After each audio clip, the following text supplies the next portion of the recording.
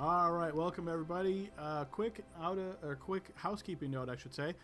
In the last recording that we threw out there, we were using a magnifying glass to give sort of a line of sight on this Eye of the World character. This is intended to be the audience's view of what is occurring in the scenario. However, we realize it doesn't work so well based on the fact that its vision is blocked, so we're having to constantly move that around, or sometimes you're seeing some characters and not others. So luckily we've got a better way of doing this now. So as an audience member, you'll be able to see out of everybody's token. So I've made sure that all the player characters token have this set up, as well as these two NPCs that may be likely to be continued companions. So those, all of those tokens, you'll be able to see out of those. So hopefully that will be for a better viewing experience. With that little housekeeping note out of the way, let's go ahead and jump into our recap, guys, and then we'll start our session. So you guys will likely recall when we picked up last session, you had been given this task about headed to the Cloakwood in order to track down these assailants that had attacked Candlekeep and stole some pages of a volume. You guys had actually made your way to the forest itself and sort of just poked in a bit to notice that there was this two of these individuals dressed in white that matched the description of this group known as the Immortal Lotus that you believed had some kind of a conclave or gathering here in the Cloakwood. And you had spotted that they were pushing a cart, and this cart seemed to have bodies in it. You guys had watched them, and right when we ended the previous session is when Leopold said, "Yep, I'm going to shoot." So that we sort of paused it right there. So when we picked up last session, the battle got underway. You guys were able to take the fight to these two individuals, which turned out to be much like monks. They fought mostly barehanded, were pretty quick, and you guys were able to, through a combination of your own skills, attacking, spells, locking them down with some area of effect type stuff, stunning them, all the fun stuff that the player characters have at their disposal, were able to lock down these two monks as well as these two black puddings that kept moving closer and closer. You guys were able to destroy those eventually as well. Once that was complete, you were surprised to see some fey creatures that emerged from some nearby trees, and they were explaining to the group that they were very happy that you guys had taken care of these opponents and that you had defeated these oozes, as they felt that they were sort of corrupting the forest in this area. So they were very thankful. They were actually able to give you guys an award, or at least most of you, as they handed over this tree sap container that they told you had some healing properties. So that was a very helpful little gift. No one's tried one yet to know exactly how potent they are, but at least you have something. You were also able to, in searching the husks of these trees that had been filled by these black puddings, there was a box that was discovered inside. You presumed that this black pudding should, for the most part, being acidic in nature, melt through most things, bone, flesh, that kind of thing. But for whatever reason, this box, which you learned was dubbed the Mechanist box, had not been affected by this. And in looking through it and studying it, the group was able to determine that the Mechanist box was actually a magical device that stored people inside of it, and it allowed somebody to sort of touch the box and swap places with another individual who was stored inside of the box. So you guys put that in your back pocket as a thought of, okay, yeah, that's interesting, maybe that'll come up in play. You guys then decided to continue on your way and follow the tracks that were very easy to discover, as the cart that had been pushed over here had left defined symbols in the ground, or just marks, I guess I should say. Made it very easy for you guys to find your way to this gathering place. Once you approached, you found yourself in this area that was kind of like a clearing, a few trees, but not total forest, and there were these stone steels, so you can think of them almost as like stone slabs that stood about 10 feet in the air, all set around this area. You guys walked sort of up into this area, and there was this individual who appeared also to be a monk, a little bit more distinctive in appearance, however, standing on top one of these steels, and he gave you guys sort of a challenge, verbal challenge to you, as he descended, and him and his disciples or acolytes here engaged you all in combat. You guys were able to take the fight to them, suffering some wounds, but eventually able to defeat all of them. The sort of lead guy here was doing his best to hide behind the steels and pop out and then strike. He was able to get a few good strikes out, but overall you guys were able to defeat them without suffering too much in the way of damaging wounds. It was about this time that Lexi decided that she was going to try out this box because she was just so curious. She couldn't get this thought out of her head of what this box might do. So she went towards Dell, who was the possessor of the box, and as she tried to use it to sort of take it, Dell pulled sort of like a fast one on her and engaged the box first as he handed it over to her. So you notice Dell seemed to whisk away as his body and perhaps soul was sucked into this mechanist box, and you could see this sort of form beginning to materialize. Lexi did the same, and she was also placed in the box, and a second form that appeared. These two individuals, you notice then, quickly seemed to have a personal relationship as they quickly embraced one another and started chatting. You got the impression that they were family, perhaps, or maybe even a romantic couple. You haven't had too much time to discuss with them yet exactly, but the woman is apparently a human. She's a little on the taller side and more of a brute, you might say, who goes by the name of Gertrude.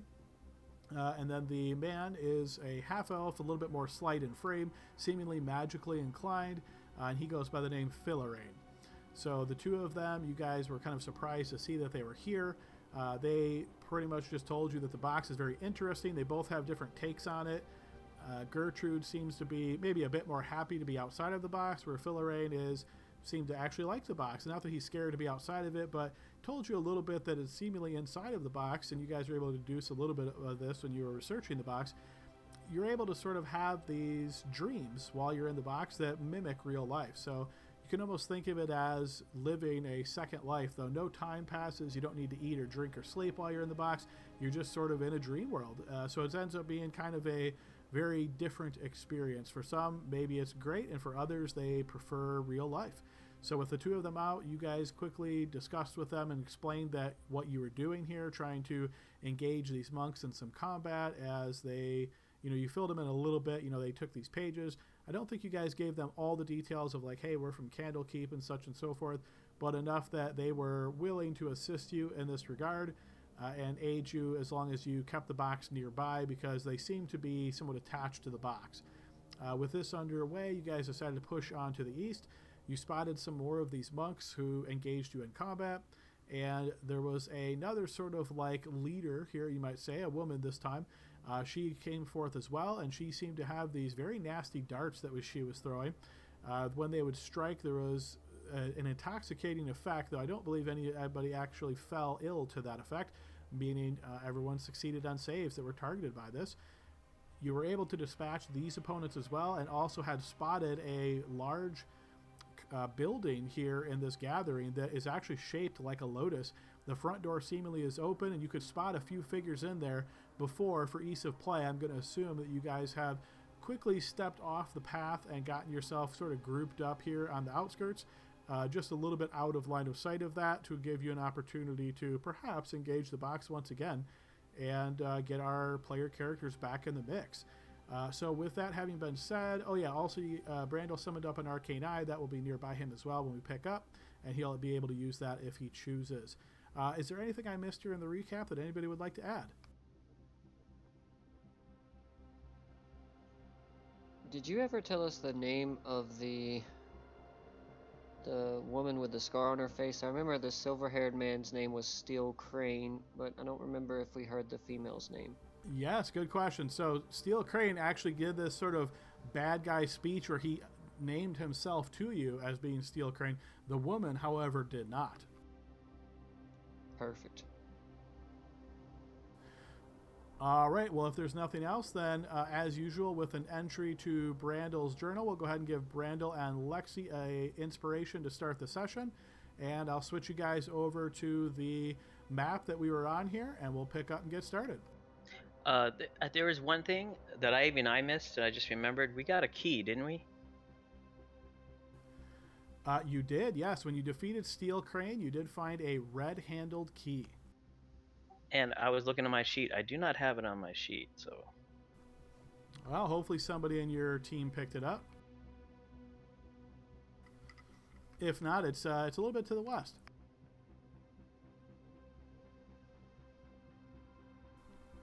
All right, so safe to assume here that as you guys quickly group up, sort of regrouping after these quick combat encounters that you have, you're going to notice that both Gertrude and Philarain now kind of chatting with one another. They kind of look towards you, and you see them almost knowingly kind of step away. engaging the box. And when they do, you notice they wisp away, turning into this kind of white mist that gets sucked into the box. At the same time, you notice your two companions suddenly pop in. Okay, well, we'll see you later. Yeah, thanks. She was not as cool as Lexi, but she was pretty strong. Lexi, what happened? You're so small. It's a mini Lexi.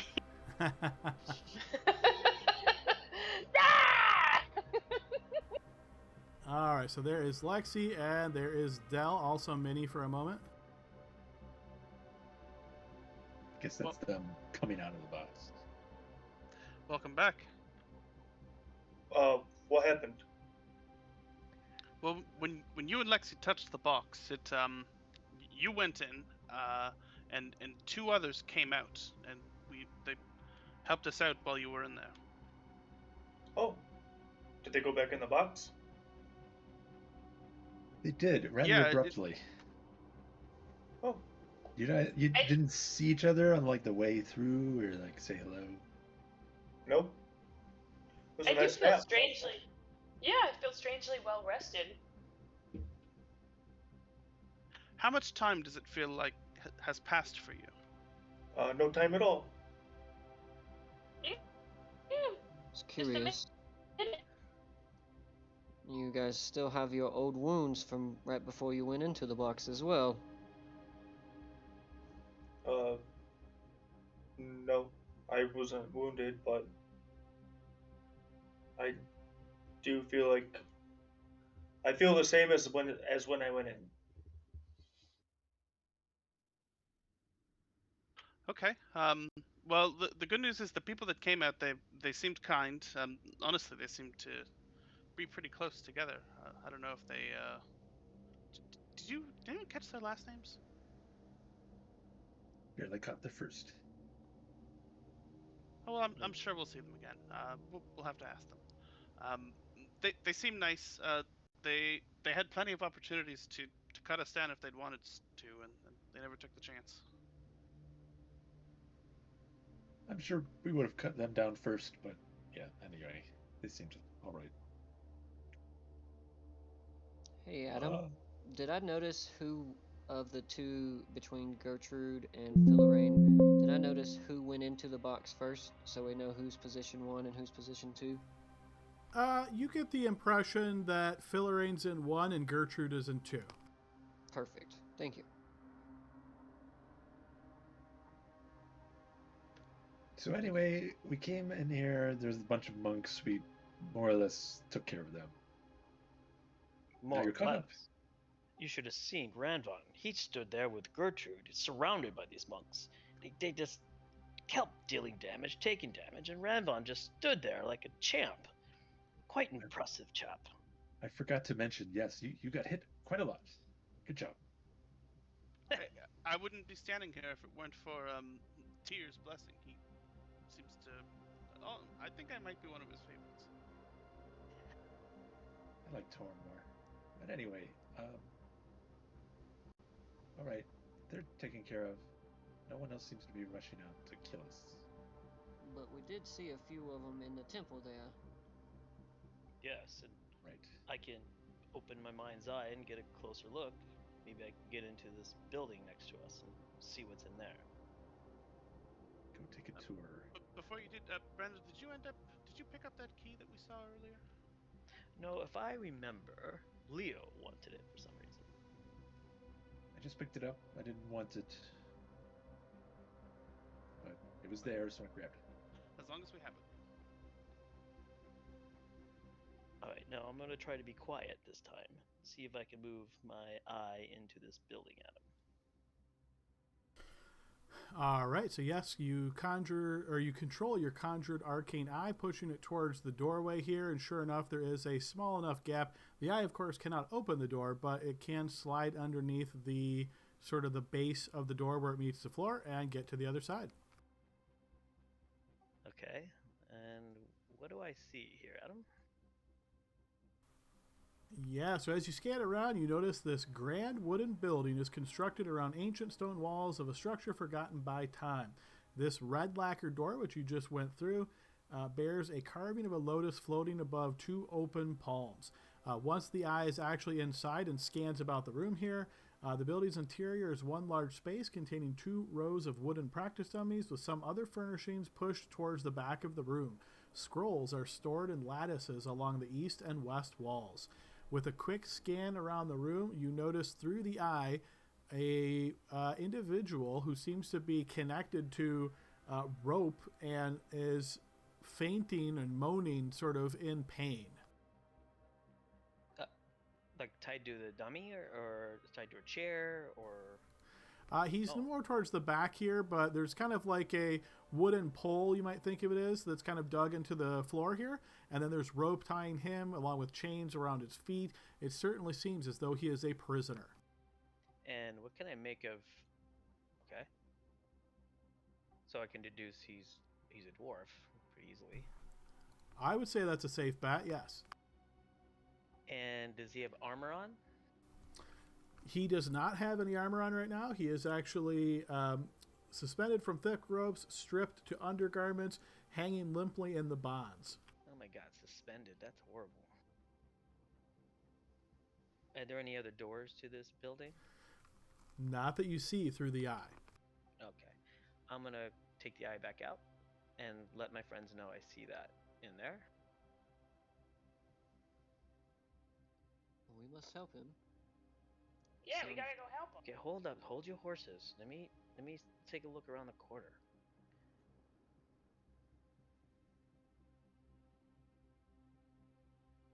I don't see anyone approaching. Those guys in the building are still there, so stick to the wall. They might see us. Alright, I'm going in.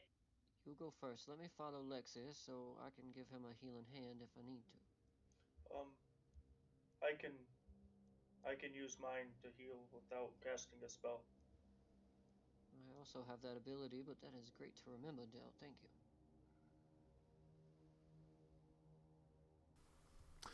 Lexi, as you attempt to open this door, you detect that it is locked.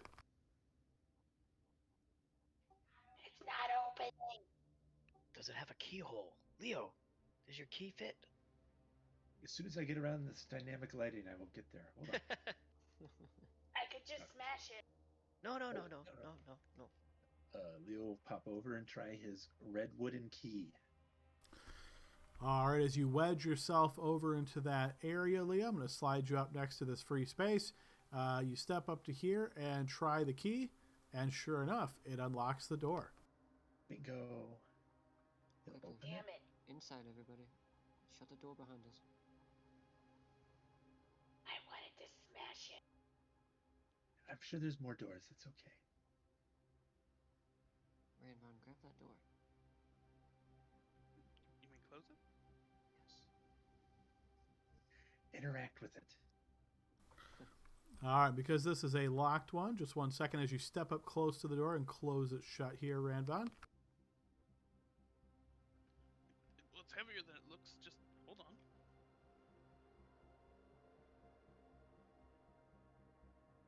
You could be helping me, you know? Here, let me give you a hand. Hold on. I'll jiggle it. Jiggle the lock. And this is where we find the failure in the script. But yes, I'll assume you guys have closed the door, and I'll put up a barrier here just a moment. Leo's looking at this door thinking, boy, I really need to just shave off an inch here and then tighten up the hinge. Anyway, You got it all stuck when you opened it wrong. I didn't open it wrong. I know how to open a door. What are you talking about? Adam, I want to kind of come around the back here, and I just want to make sure there's no traps or anything that would be triggered from releasing the guy. Sure, give me an investigation check as you look around for traps. Not my strong suit, but I'll do my best. You I'll do a take... magical guidance. Why not? Okay, yeah, go ahead and burn that.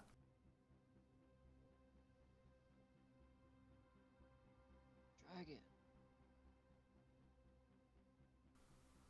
All right, you spend some time searching around here looking for any kind of traps, but no, you do not detect any. Okay, everybody, I think it's pretty safe to bring him down. Is he awake? As you get closer to this individual, you hear the faint moan. You notice the dwarf looks up towards you with tears streaming from their eyes and rasps, "Please, let me die." What are That's you, a little stupid? extreme. You do not wish to be set free? As you look at the dwarf, who seems to be incredibly injured, he kind of raises his head towards you so weakly you're not sure if he can really communicate or what his, other than what he has just said, he just looks very haggard. Do one of your things, or I'll do one of my things. I'll cast Yes, Cure Wounds. heal. I got it. I just had to click some stuff here. I'll use one charge of my fancy Cure Wounds thingy.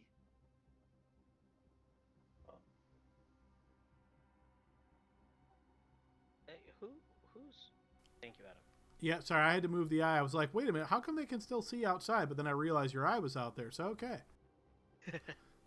All right, so Del, you're going to reach forward. So it looks like, Leopold, you're going to cast a spell at the same time, Del, that you're reaching forward to touch him?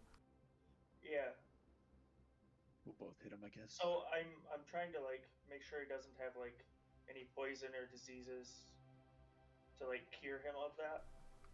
Okay, between the two of you, the cure is quite significant. He looks quite well healed from this. And then Del, yours, it turns out to be gravy for the most part. You can deduct one less than that. He only needed 4 more to be totally full. I have to spend the 5 points to get the disease and poison.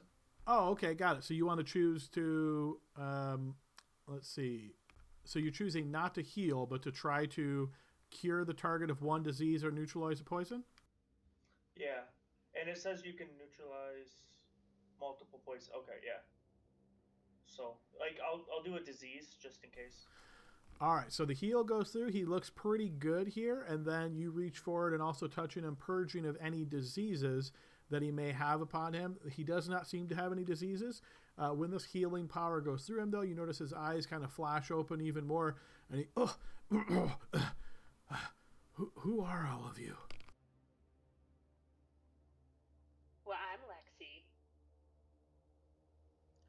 I don't really know if this is the best time for introductions. We are a group here to make sure you don't die. Was it the monks? Did they attack you? I'm Ramvon. And you notice he kind of turns his head lazily a little bit, maybe just still really sore. Yes, they said I was a failure, but I didn't succeed in the training.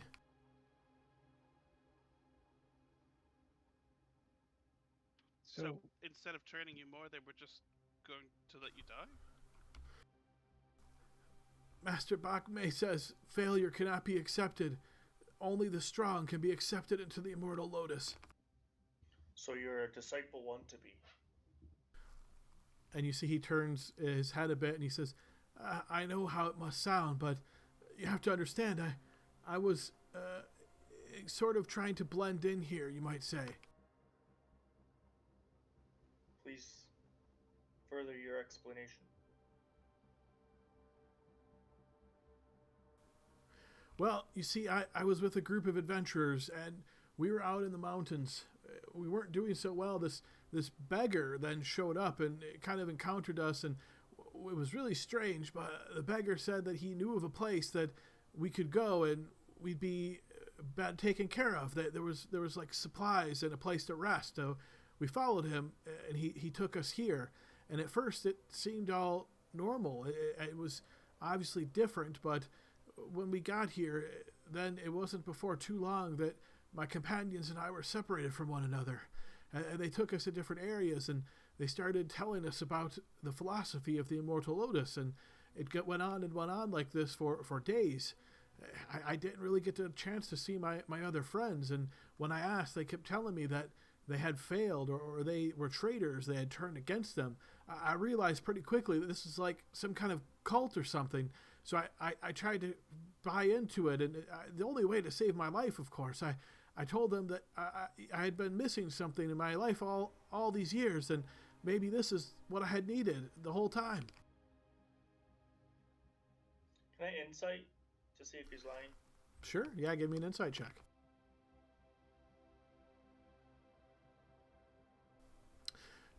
You get the impression that he's giving you the truth more or less. Master Dwarf, with your adventuring party, were there any gnomes? No, there were no gnomes. So, if given the chance to help them, or stay, or leave and go back to where you came from, or wherever you wish to go, what would you choose? To be honest, I'm so exhausted right now. I wouldn't be able to be much use to anybody, but if somehow you were able to help me out, you already healed me, which is great, but I feel like I could barely move right now. But if somehow that was taken care of, I'd be more than happy to aid you for your assistance here. I don't necessarily, I'm not necessarily a violent person, but these crazies have to be stopped.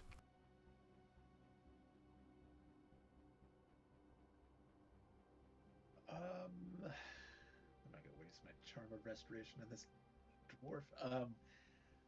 Leo will say, well, why don't you just take a load off? We've handled most of them. Did you say there was a Master Bachmai? Is that what you said? And he nods towards you as you say this, and you realize he's still chained and bound and hanging from this device. And he nods and says, yes, an old man, Bachmai, he's the master. I'll untie him. Yeah, there you go. All right, so you spend a bit of time disconnecting him from this sort of torture device. And you notice he kind of slumps down as he does so. You have to support his weight here for a moment, Lexi. But eventually he is able to just step forward briefly. You realize, just in looking at him and seeing how slow and so forth he is, he currently has several, you're not sure exactly how many, but several levels of exhaustion. Rest on that pillow over there, and when it is safe to leave, we will take you back to a more civilized location. Right. Oh, I can't. Or get ready to run away if we die. Either way. And you notice you look at him and you realize this guy barely can move. He's going to be like in dragging himself at this point. And he raises his head and he says, well, I'll pray to Moradin then that you're successful. Yeah, Do you know- unfortunately, I'm not prepared to cure this type of injury, or I might be able to help you more. On our way out, we'll stop by and pick you up, make sure that you get out of here, and we'll take you back to the city. Sound good? He nods his head. Oh, that would be great.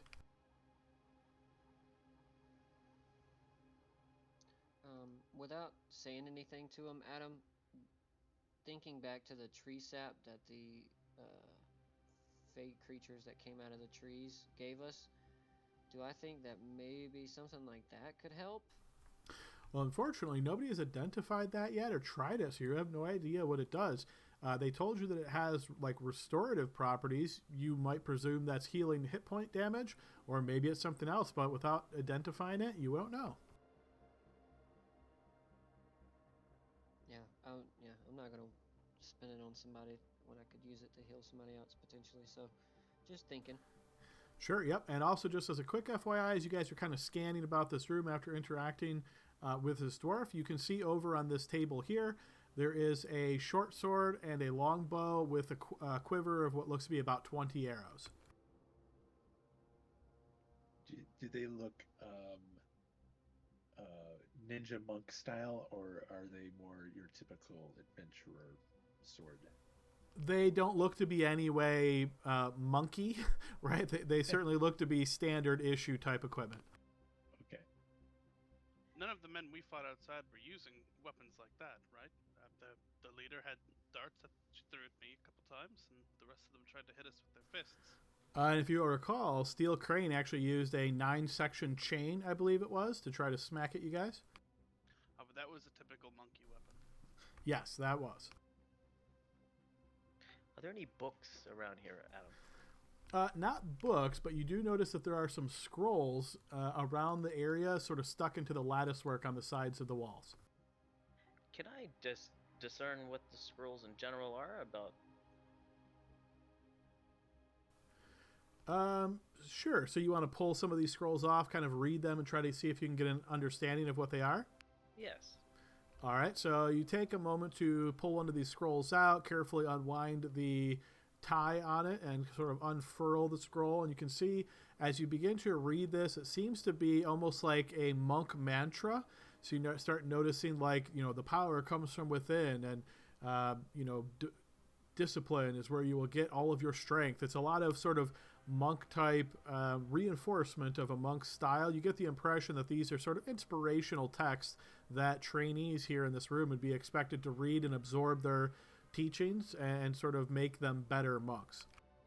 Oh, okay.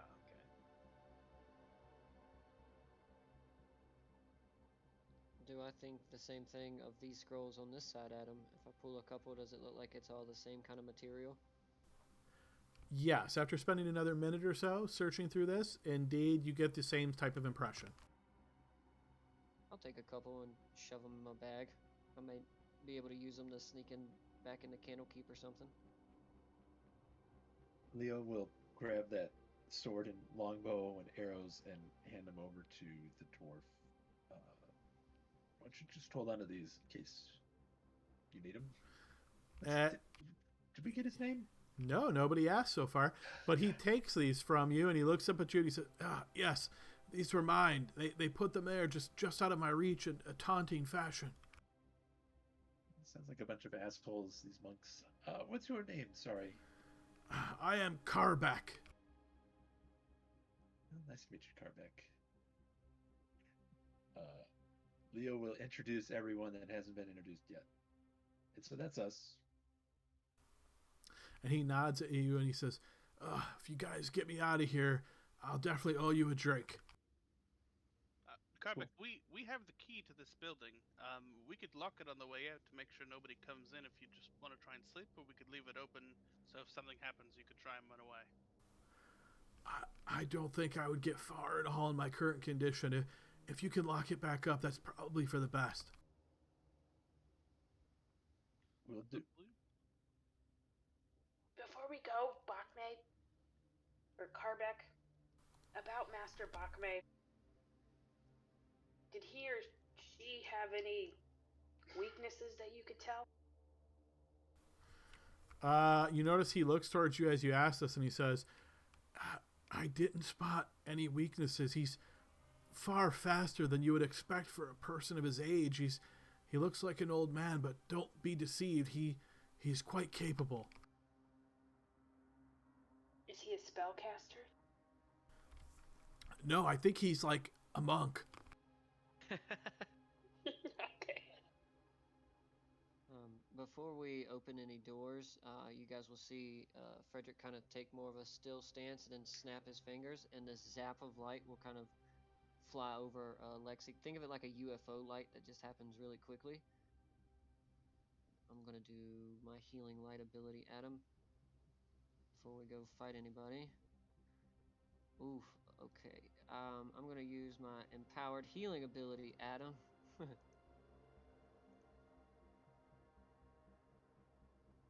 means I can just re-roll that dice.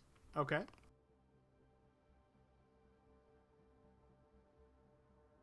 so it's 1d6 plus charisma. Got it.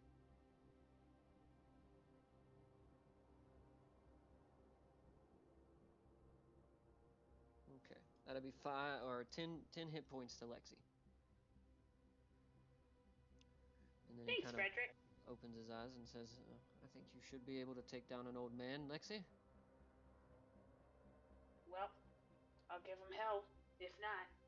But yeah, let's go kick some old man ass. All right. Well, hold on a second before we run out the door. I'm still working my eye. I can take a quicker look. The last I checked, they're in perfect stance for one of my area effect spells. That's a plan of attack. Keep that on the table. But I'm going to have a look a little further down range. So I'll move my... can you guys see what the eye sees? No. Okay. So I have to describe, okay. So I move the eye up here. I'm going to describe inside the Lotus chamber, I do see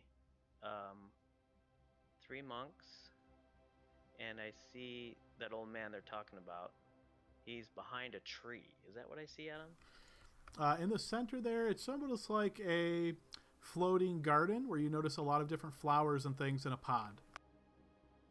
Oh, well, that's nice. A little koi pond. They got a koi pond. All right, so as you approach there through the eye, you're going to notice the stone structure rises ominously above the rest of the temple complex. It resembles a giant stone flower growing in the heart of the forest. Stone steps draped with a long red carpet climb 10 feet to the entrance of a rough-hewn chamber. The soft glow of torches beckons you inside. It does indeed. I don't see any other doors. I'm going to go a little closer. They don't seem to notice it yet. 4 monks. So a couple things to keep in mind here, just as a reminder for you and perhaps for anybody watching along.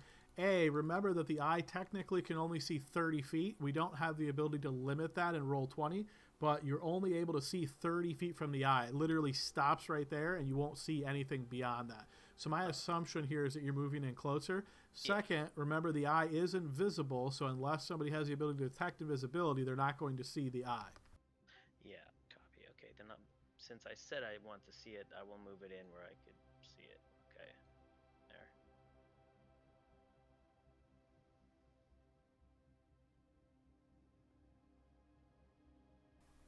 Okay, Right. then what I'm going to do, I'm not going to go over the pond, but I'm just going to move it around just so I can, if it matters, I'm going to move it here and just see.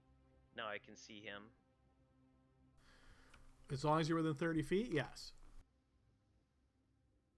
All right. Yeah. Okay. I feel like I have a good surveillance of this room. I'm gonna take my eye out and All right, park so it here. real quick though, while you were in there and you were scanning around here, what you do notice as he's sort of standing in front of this, it looks almost like an end table type device behind him here, a piece of furniture. But you notice on top of it, there are several pages that seem to be held down by some quills. Okay. Well, I found the books. The library book thief has been identified, and he's caught red-handed. Let's go give him his fine. Right. Here's an option. They don't seem like they've noticed all the fighting outside, which is concerning to me. But I could turn invisible, walk in the courtyard, and potentially drop a synaptic static in there. That may give us an edge at the beginning of our assault. How many guys were there again? I see 4 monks plus Bachmai. I think you'd be pretty exposed if you went out there by yourself. Randall, maybe. I mean, I think you should probably do that because that's a good idea, but I worry they might get to you before we can get to you. You know what I mean? Yes. We were just told he is very fast. Well, I think I may have something for that. Actually, I think I may have 2 things for that. And you see, Frederick reaches into his behind his back where his robe is and pulls out a red glove, and it looks like the glove is made of like snake skin. It's got really smooth scales to it, and then it's got like golden tongles on the end of it for him to kind of fasten it so it stays a little tight, and he slides it on his left hand. And then he holds up a chicken feather with his right hand and says, I think between these 2 things, I should be able to either turn him into a chicken, or I can produce an enlarged version of my hand and just grab him, choke him out. Brando looked at Frederick with this, like, what?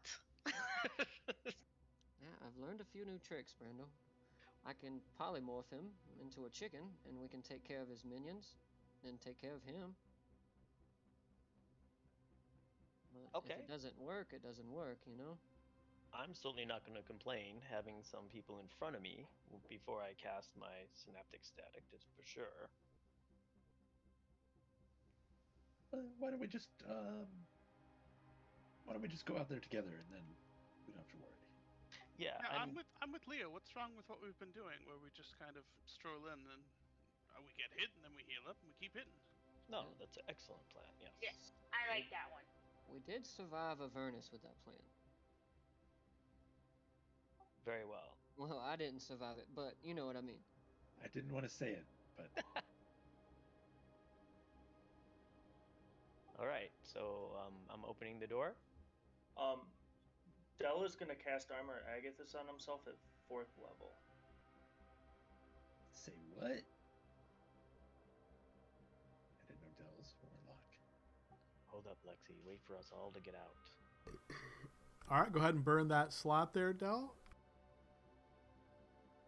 Do you just want me to add that to my hit point maximum? Sure, yeah, you can do that.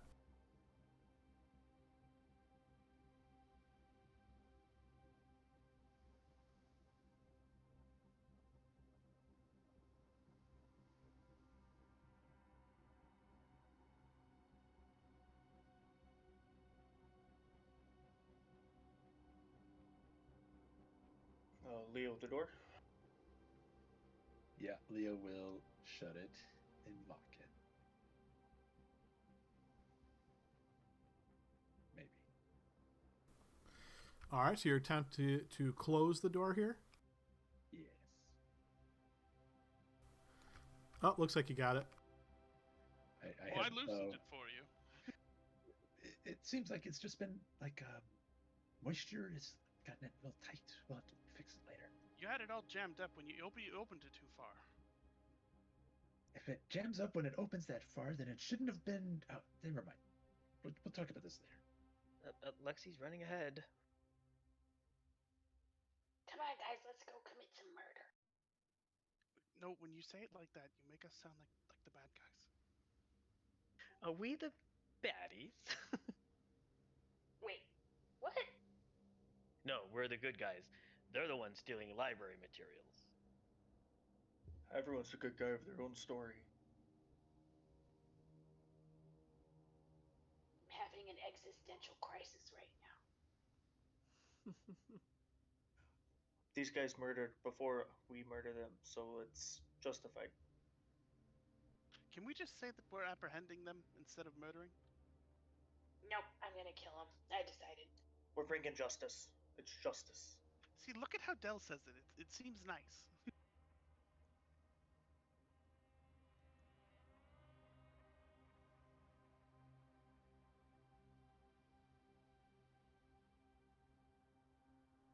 All right, associate researcher, are you gonna go in there and call them thieves, or is that one of our jobs? Thought the idea was that I would not be singled out. Well, I This is thought a pure assault. simply because you carried the title. All right, Lexi, as you begin climbing the stairs into this building here, you notice past the sort of pond with all these leaves and things, there is this older man standing near the back.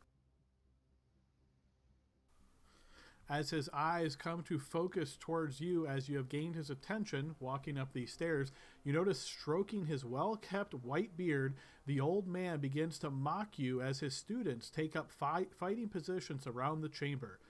Do you really think that you can defeat my immortal Lotus style? You are mere worms slithering through the mud on a rainy day. I am the bird, here to feast.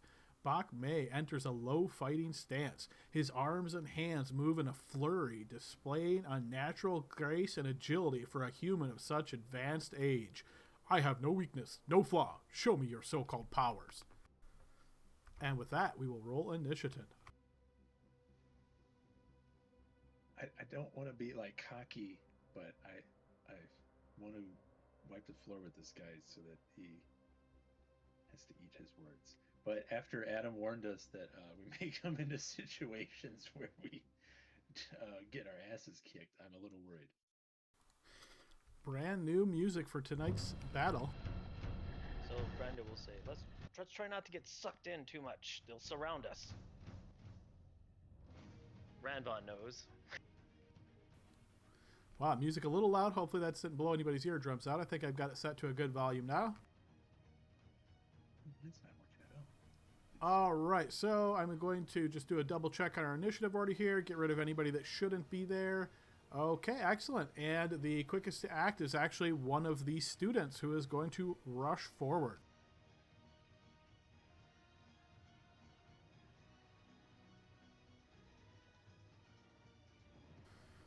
So, Lexi, you notice one of these monks rushes forward with his quick moving footsteps as he takes the position at the top of the stairs. Next guy, also second initiative, he is going to rush up to here.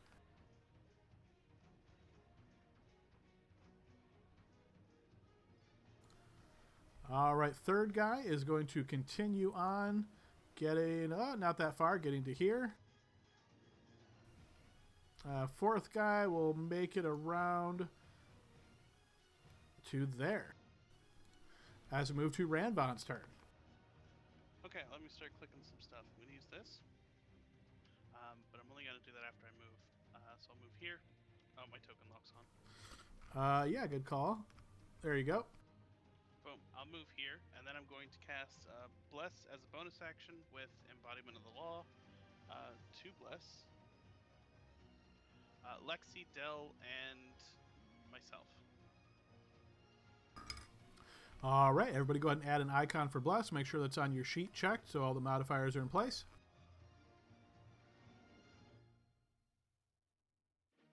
Okay, and then I'm just going to cast Sacred Flame. Or, sorry, when I do that, Lexi, assuming she's holding a weapon, right? Yes.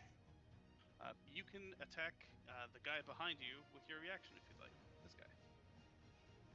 I will do so. Oof, you chop out, but go ahead and roll that fumble, Lexi. Quite embarrassed. Alright, and then I'll cast Sacred Flame on that same guy. All right, he will be struck as the radiant flames come down and touch upon him as he is scorched from this radiant damage. Alright, that's me. Okay, next up is Brandel. Okay, I'm gonna step up here. Now, can I see this entry archway, like at the top of the stairs? Is it how high is the ceiling and all that? It's from floor to ceiling. It's about 30 feet. It's different right by the stairs. It's a little bit narrower, but once you get in there, it's more like 30 feet. Do you think that a 10 by 10 foot panels would be able to secure the doorway? I'm thinking wall of force right along here. Go ahead and post the spell so I can see the text.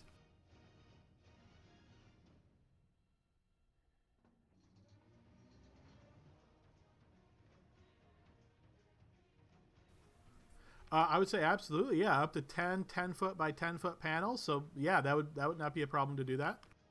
All right, so Brendel is going to take out his staff and wave his hands and kind of blow through his mouth, and you see he starts to quickly build a wall of force that's going to stretch across and completely block this corridor. As he does that, Frederick behind him shouts, "He's finally beat you at something, Leo! Building! Look at that!" I don't see anything. Well, the force is invisible. I just see him blowing, you know? I'm trying to hype him up. So I'll say, there's a wall of force blocking his way to us. Let's deal with these monks now. Oh, got it. Good job. And my arcane eye will drop, and I'm going to telekinetically shove this guy 5 feet if I can, please. You cannot, as his Immortal Lotus style blocks your telekinetic power.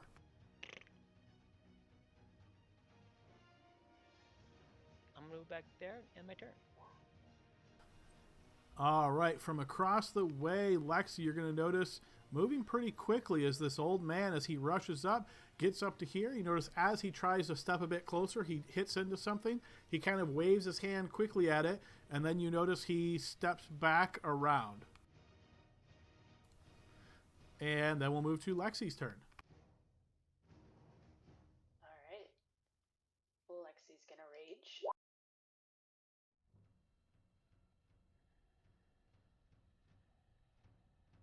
And she'll put the flump right there. Okay, here comes some saves. So the first one will succeed, suffering nothing. The second two will be affected. Go ahead and throw 2d6 damage.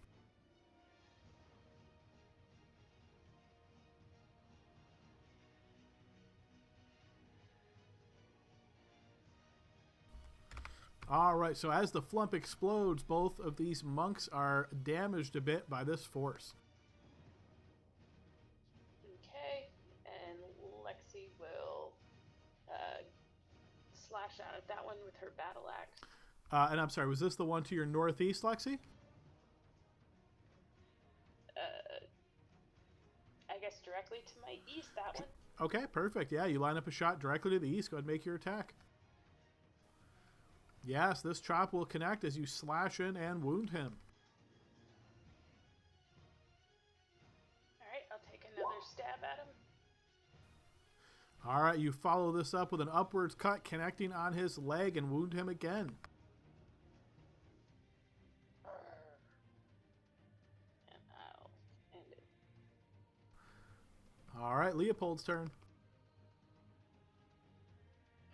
Okay, Leo will move.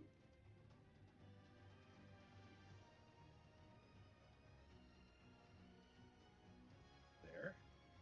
He will fire crossbow bolts.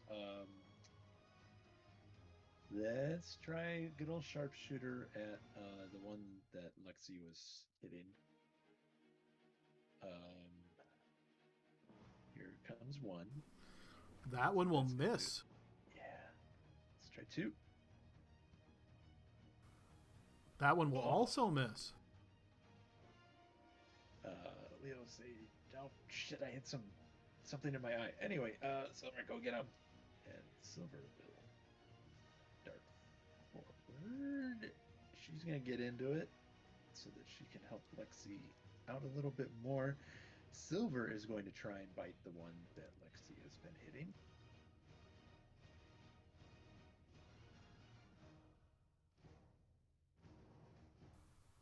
All right, Silver manages to connect, and yes, it does take a bite out of his leg.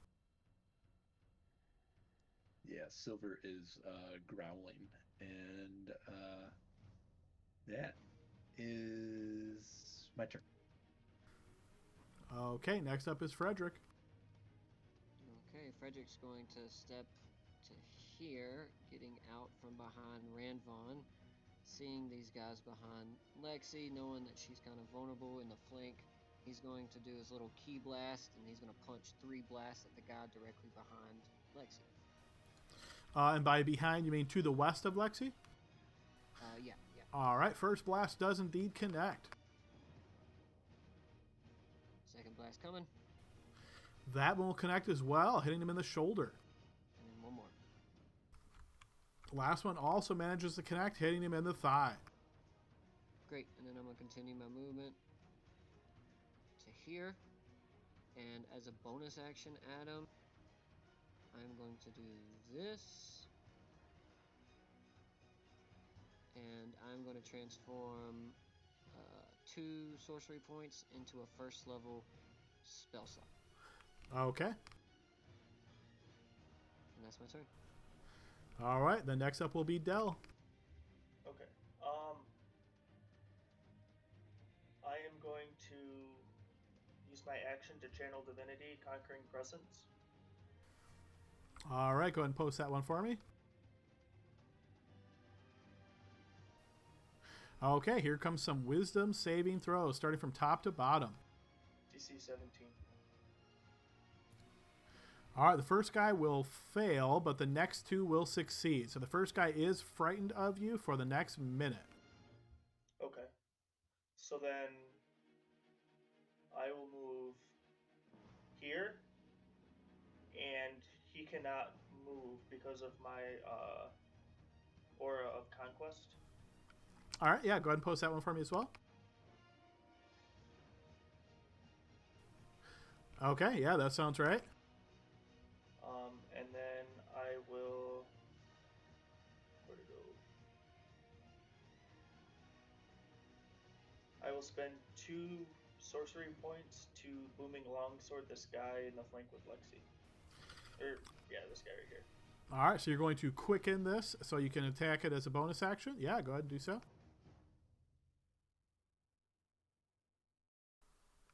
You slash out and do indeed connect. And then there's the 2 for fighting style. That didn't get added in because I forgot to check it. All right, and I think did you say booming longsword? Should I be expecting some thunder damage? Yeah, it should be in it. I don't see it there. I only see slashing damage. Maybe I clicked the wrong one here. Do you have it set, or do you want to just randomly throw the dice? Whatever works for you.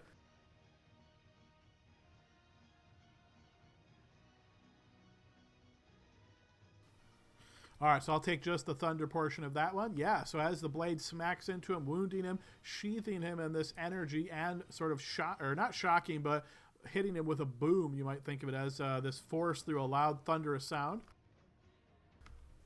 He is looking very worse for wear. All right, top of the round, guys. Ranvon and probably just Ranvon from where you're standing. You notice suddenly rushing through the forest to your south are more monks.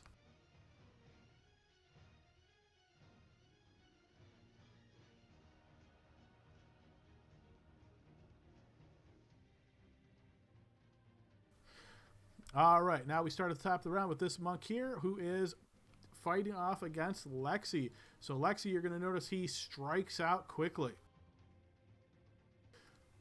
He will miss you on the first attack, and second attack he will fumble.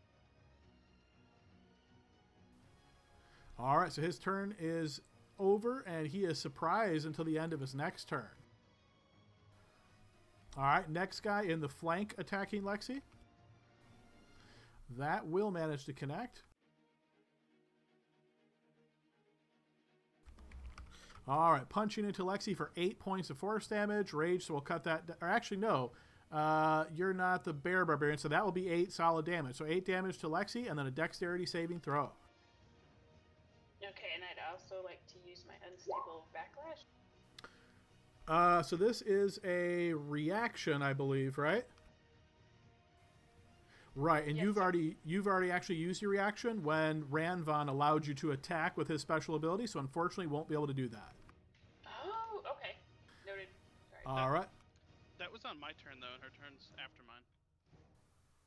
Oh yeah, you're right. My bad. Okay, so we will take that then. So feel free to make that attack. And or actually, that's not an attack. You're just re-rolling your chart, right? Yeah.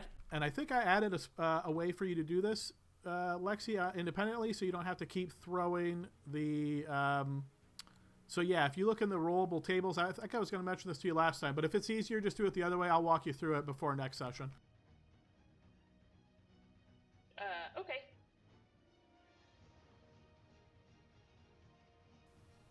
All right, nice. So the flump is gone, and now you will have magic infusing, I assume, your battle axe.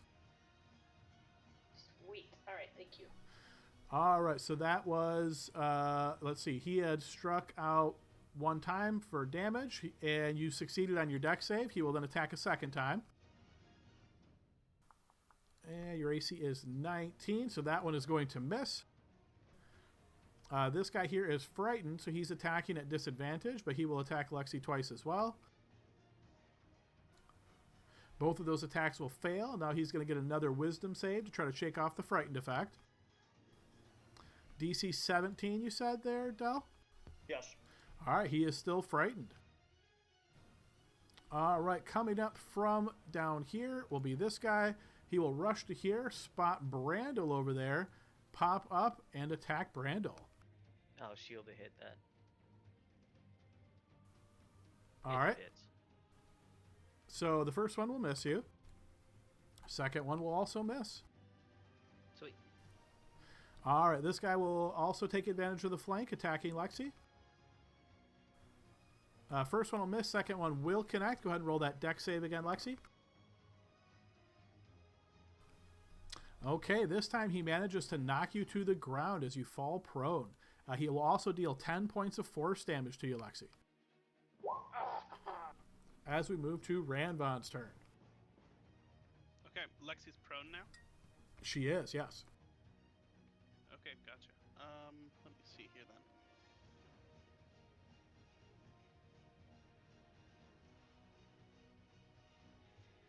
Okay, I will move. No, I think I'll do the same thing. I'm going to cast a level 2 healing word on Lexi. Wait, no, this doesn't work. She doesn't have a reaction back, so no, I'm not doing that. Nobody's getting that then. Okay. Ramblon calls out. There's more of them coming from the south, and he'll move over here, and cast Sacred Flame on the one that's on Brandel. All right, he will indeed be affected by those radiant flames falling, as he is scorched. Okay, that's me. All right, Brandel's turn. Oh. Brandel isn't like that. He doesn't like people touching him or trying to touch him. So he's going to move there. Bonus action first, telekinetic shove to try to get him back 5 feet. Yes, he will be shoved backwards. Push my hand in the air and throws them back using the force. And from there, he's going to grab his wand of magic missiles and he's going to fire off one charge. And who is the target? Yeah, this guy. All right, the 3 darts flash forward and do indeed strike into him. That's 5, 10, 15, 20, 25, 30 to there. There's more. Action, bonus action, movement. That's it. And much like Leo speculated, you notice suddenly as the wall of the temple here shatters forth, as you notice the old man now jumps down on one of the lotus petals and walks, or really runs more or less, very effectively, getting closer and closer. He will rush forward to here, moving very agilely as he does so. Lexi's turn. All right. She's gonna stand up and try and finish this guy off. All right, so you take your feet using half your movement and go ahead and make your attack. Yes, that will connect as you slash in and wound him in his arm. Try and take him out. You connect a second time. He is near death. Oh, crap. All right. Well, gonna stay right there. After Lexi's turn, but before this other opponent's turn, you're going to notice the old man, who you presume to be Bachmai, move with legendary speed, and he strikes out towards Ranvon. But he is going to fumble. All right, so you have advantage, Ranvon, against Bachmai on your first attack against you next round. Sweet. All right, this guy's turn. He's going to move up. Can't really get next to anybody in his one round, so he will rush up to there with a dash. This guy's also going to move up. Oh, he can reach Ranvon, though, so he'll get up to here and strike out. See, Ranvon AC is 21, so this first attack will miss, as will the second attack, both striking into your armor as we move to Leopold. Okay. Leo's gonna zip up his little winged boots and he's gonna fly up 30 feet in the air. Okay. Then he's going to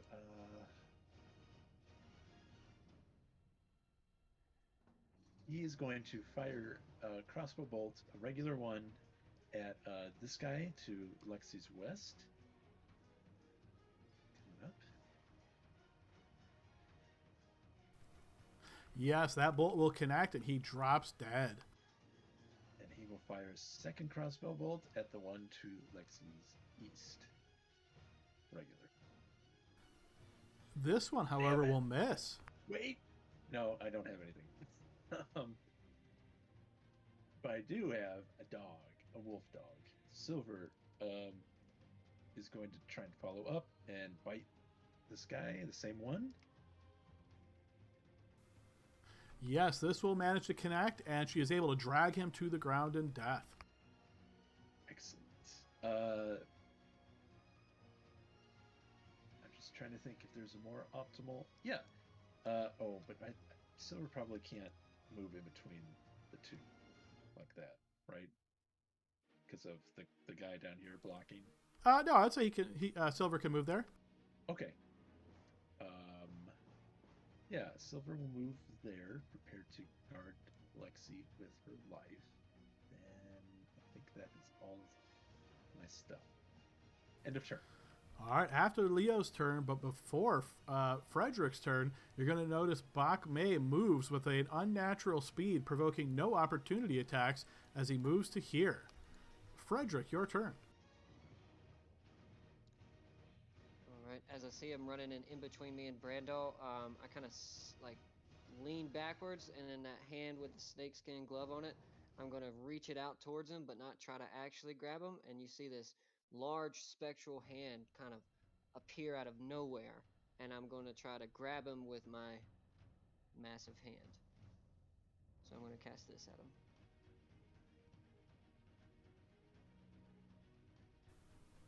All right.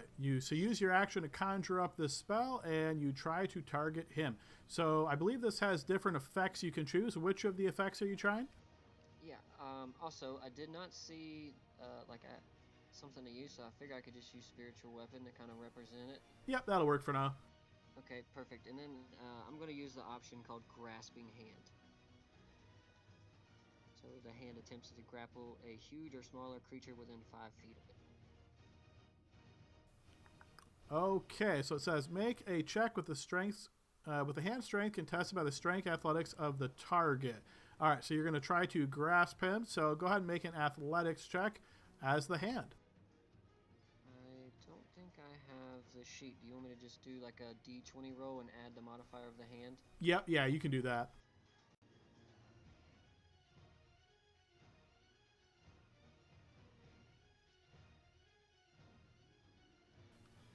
Okay, so you reach out to try to grapple him, and yes, he will be grappled. Perfect. Okay. Perfect. I have advantage on it also. When the hand is grappling, you can use a bonus action to have the hand crush it. So I'm going to do just that. So I'll roll you some damage.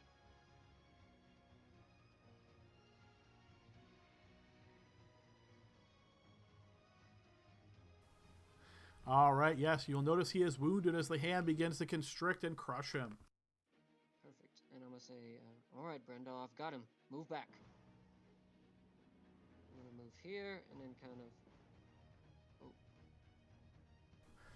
As you step away from him, Frederick, he's going to take his opportunity attack to strike at you.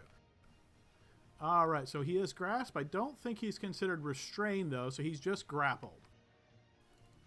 So you're going to notice he flashes out with a very quick strike with his hand. It moves so fast, in fact, that you see it actually lights up as he tries to hit you. He critically hits you here, Frederick. I thought a grappled creature, it says, oh, never mind, I'm right. You're right. All right. Dang. Damage is normal. The creature is deafened for 1 minute. So here comes the damage. So that is going to be 14 points of thunder damage. Then I'll need you to make a... Are you currently concentrating? You are. So make that first when you deduct your HP. All right. So you managed to maintain concentration. Then I need you to make a separate Constitution saving throw. All right. With this punch, you are stunned. So as you try to get away from him, you actually... Can I use my inspiration to re-roll? Yeah, okay. Yeah, you can do that. All right, so you managed to succeed on that. So go ahead and burn your inspiration, and you are not stunned.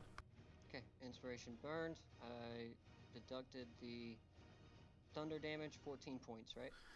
Yes, and you are deafened. Got it. So that's 10, so I can't hear anything anybody says. So I'm actually just going to go further than that. This is like an archway into the garden area, right? Yes, but it's not like, yeah, I guess it is. Yeah, you could walk through there if you wanted to, but mechanically on the map, you'd have to go around. I'll just go around anyways. We'll go to here for now, and I'll end my turn. Woo, All that was a right. big hit. And with the Okay. shout out, don't let him punch you. Whoa. Next we go to Dell. Okay. Seeing that, I'm gonna turn around and I see that he's grappled, and I see Lexi and Silver here, and that guy's kind of still frightened of me. I'm gonna go 30 feet to here. I'm going to spiritual weapon, because it sounds like a great time to use that.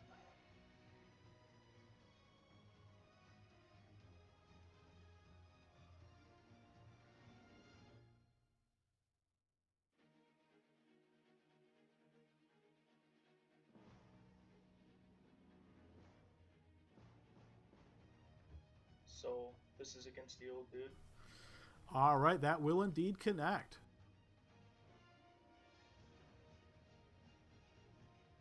Ignore the dueling style. All right, so you notice the spiritual weapon smacks into Bachmai, and he is wounded. Alright.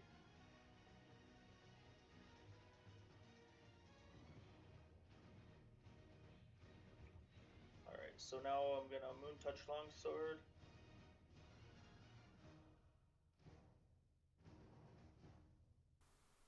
This, however, will not connect.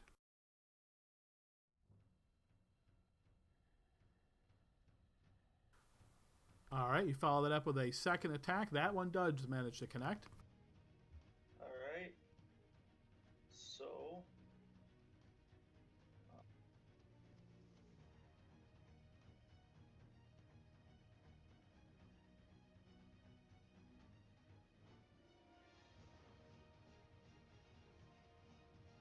So I'm gonna smite at 3rd level, which should be 4 die, correct? Correct. All right, you strike out. Your blade lights up with some radiant energy as it does indeed connect in him and wounds him.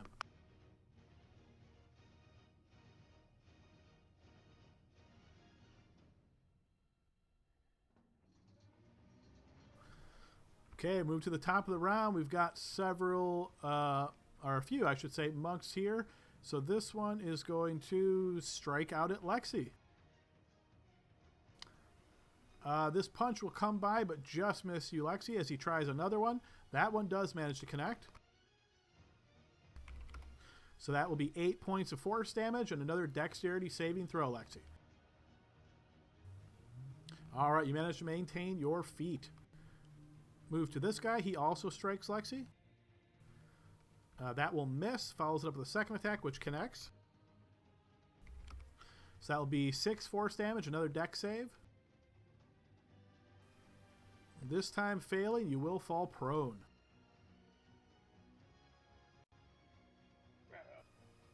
All right, this guy's turn. Let's see. He's going to move. He's going to move up to here and strike out at Brandel. That will connect against Brandel. Okay, Brandel attempts to shield. Let me do a quick check on the modifier. Yeah, so you burn your reaction, Brandel, and then that will get absorbed by the strike. He follows that up with a second attack, but is unable to connect as we move to Ranvan. Okay, from way back when, I think I have advantage to hit that guy, right? I'm going to have to disadvantage if I try and do anything to him, so that's actually not going to happen. I'm going to cast level 2 Healing Word on Lexi. Okay. I'm going to measure the range of Healing Word. Okay, it's 60 feet. I think it's 60. You should have no problem. Did it post? It did, yep. Oh, So okay. Lexi gets back 10 HP. Yep, and then if she'd like, she could use her reaction to attack this man. Okay, so she's currently prone, so the attack will be at disadvantage. Oh, okay. That will connect, yeah. So it slashes in, hitting him into the legs. Okay, and then I'll target the boss over here with Sacred Flame.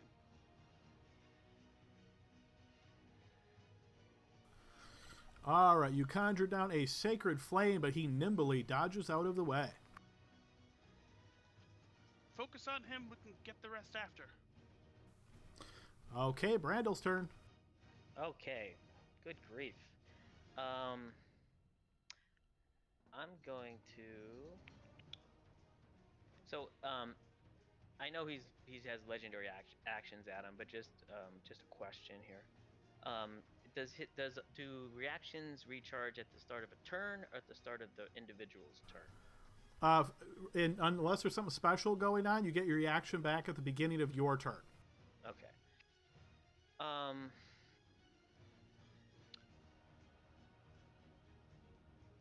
Okay. He's in the hand. I'm gonna believe that's going to work. A bonus action telekinetic shove this creature, please. Yes, he will get shoved backwards. Okay. Now I'm going to move here and then move here. Yes. 15, 20, 25, 30. And then I'm going to spend 6 charges of my Wand of Magic Missiles on Bachmai. Okay. So that'll be 3, 4, 5, 6, 7, 8 darts. Yeah, that sounds right. All right, the 8 darts flash out from the wand, striking into him and wounding him.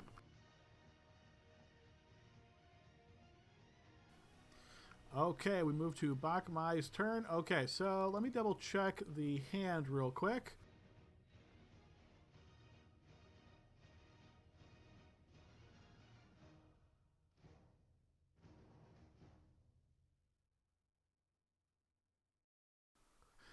Okay, so he certainly is going to do a few different things here. So first, he's going to spend his action to try to escape the grapple. So he's going to make an acrobatics check, and you get to make an athletics check as the hand, Frederick, to try to prevent him from doing so. Is that an action? For him, yes. Okay. I also think he has disadvantage on that, right? Or no, it says if the target is medium or smaller, you have advantage on the check. Yep, so you have advantage on your athletics check. He rolls his up, just normally. Understood.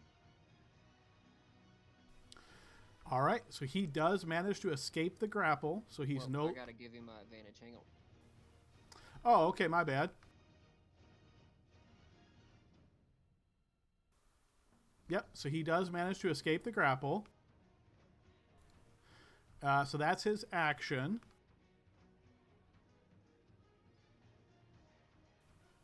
And that is all he is going to do for now. We will move to Lexi's turn. Alright, she'd like to stand up. Okay, you stand up, spending half your movement.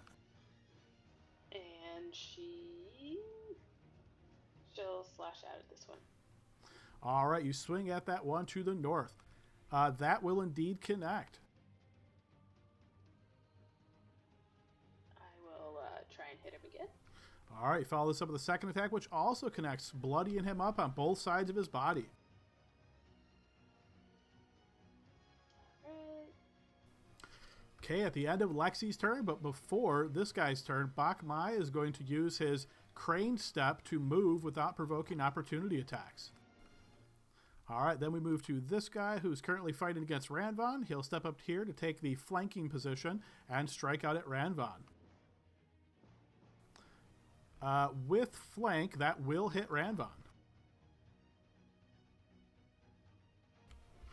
All right, so that's going to be 6 force damage and then a dexterity saving throw, Ranvan.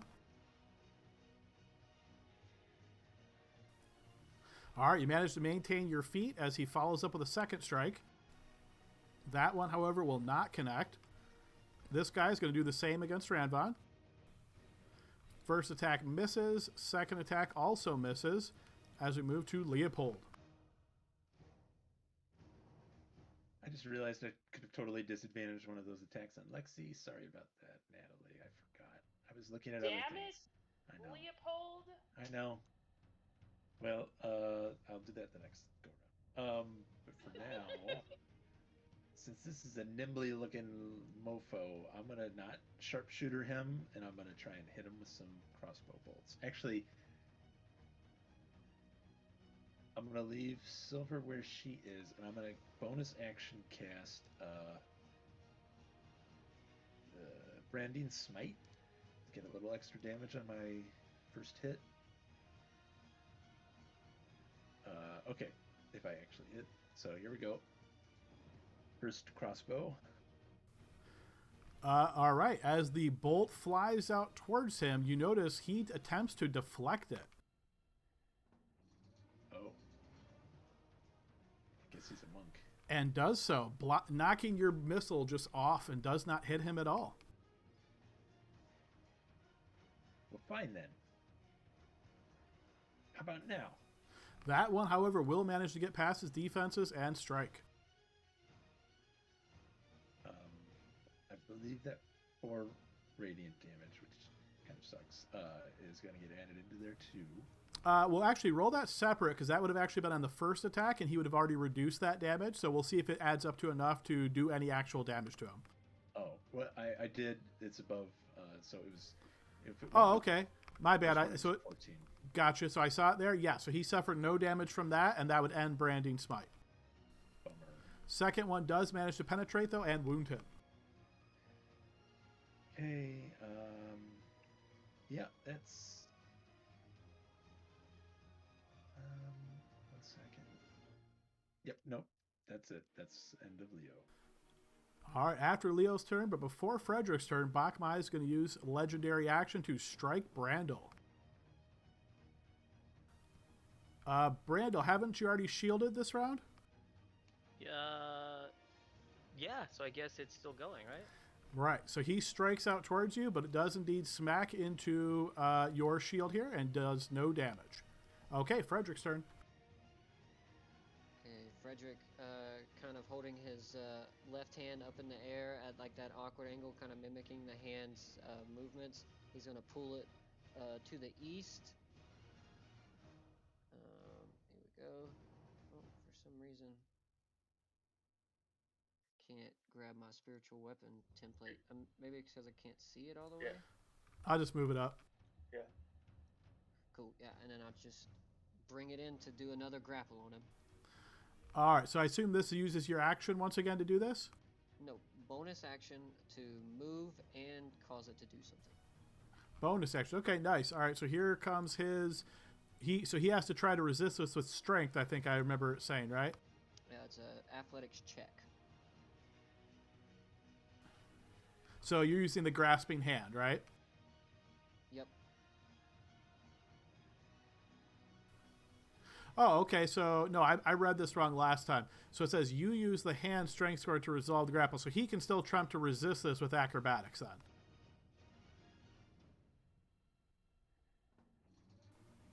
And he is not grappled.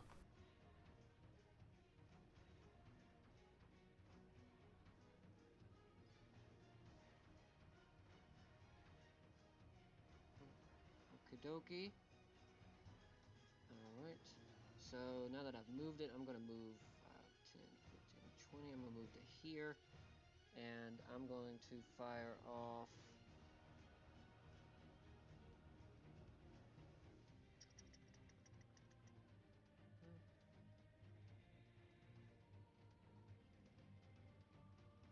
it's a bonus action, so I haven't cast a spell this turn, right?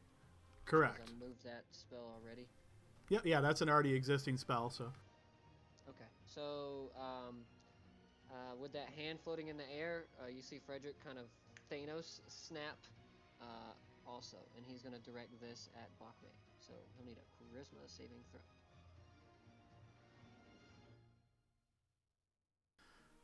All right, he will fail the save, but he's going to use one of his legendary resistances to choose to pass it. And I deducted the spell slot because I hit the wrong button, but... Okay. 5, 10, 15, 20, 25, 30. Frederick's going to go around the corner. Okay, next up is Dell. Alright. 15 feet to here because I can't occupy the hand space, right? Actually, you can. I read in the text that the hand says it does not occupy its own space, so think of it as almost like, ephemeral. Okay, so I'll move there, and I'm going to make my 2 attacks with the longsword. Okay, sure.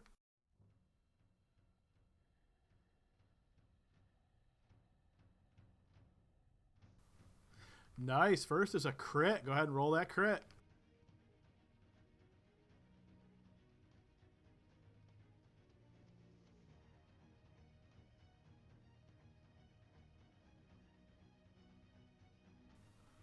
So remember, just in case you're thinking of smiting here, Del, that you have to declare the smite before you roll the crit effect on the crit table. Fair enough. Because I was thinking about smiting, but then I have to declare the smite before I make the attack, right? Not before you make the attack, but before you roll on the crit table. So if you want to declare smite right now, you can. Then roll your crit first to see if it, because you might not get the crit. Okay, yeah, so I'll crit. So I will smite, and now I'll roll my crit.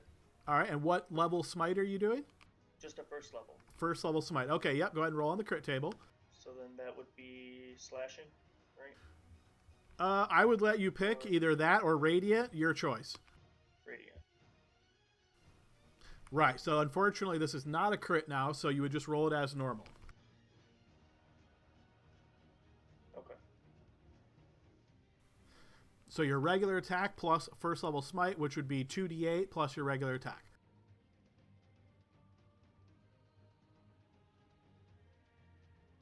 That's not what I clicked, but... So...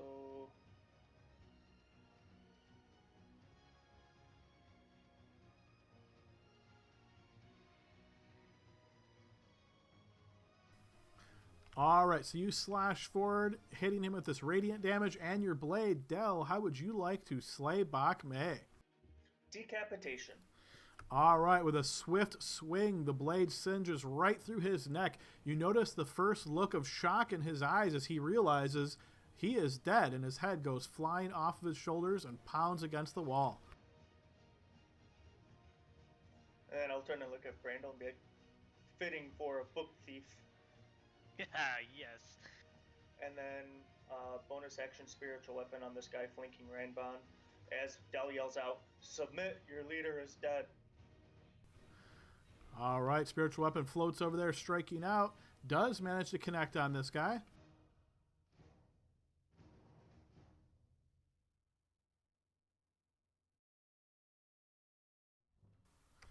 Go ahead and post that damage for spiritual weapon. Yeah, lots of pokes. All right, yes, that does indeed smack out and wound him.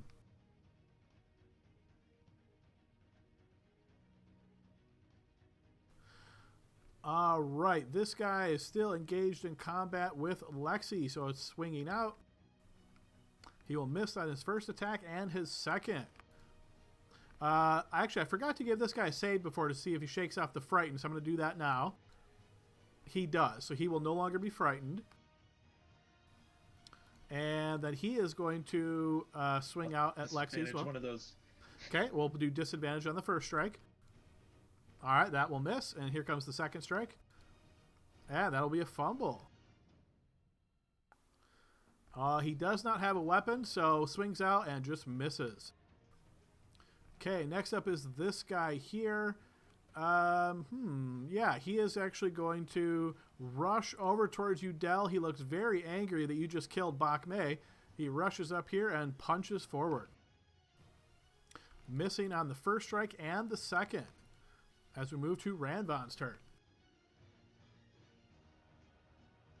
Okay. I am going to... It looks like we're finishing up here, so I'm going to try and save some resources. So I will target this guy here with a Radiance... a Sacred Flame. All right. Make sure that the range is 60 feet. Yeah, okay. It is indeed. Yeah, Sacred Flame falls down upon him and does connect. Go ahead and post that damage. Yes, he looks very badly hurt by that and barely on his feet. All right, that's me. Okay, next up is Brandel. Alright, he's gonna move.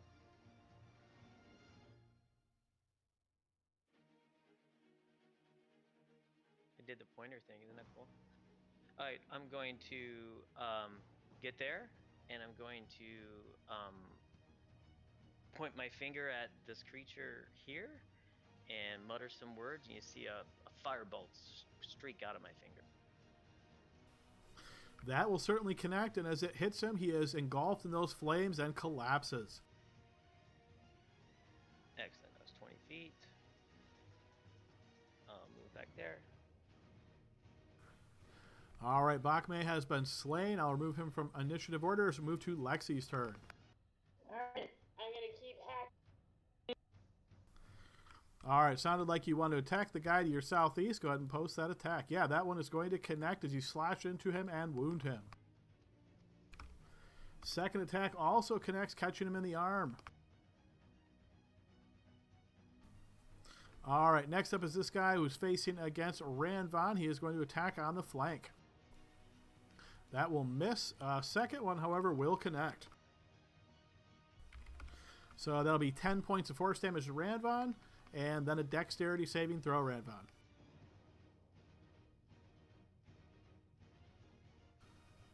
He manages to sweep the leg as you fall prone, Ranvan. All right, next guy is attacking at advantage and flank. That will miss as he follows up with a second attack, also missing. And we move to Leopold's turn. Sensing Ranvan is in a bit of a predicament, we're gonna try and give him a hand. A 30 feet up in the air still. I'm gonna move straight over here while maintaining that altitude.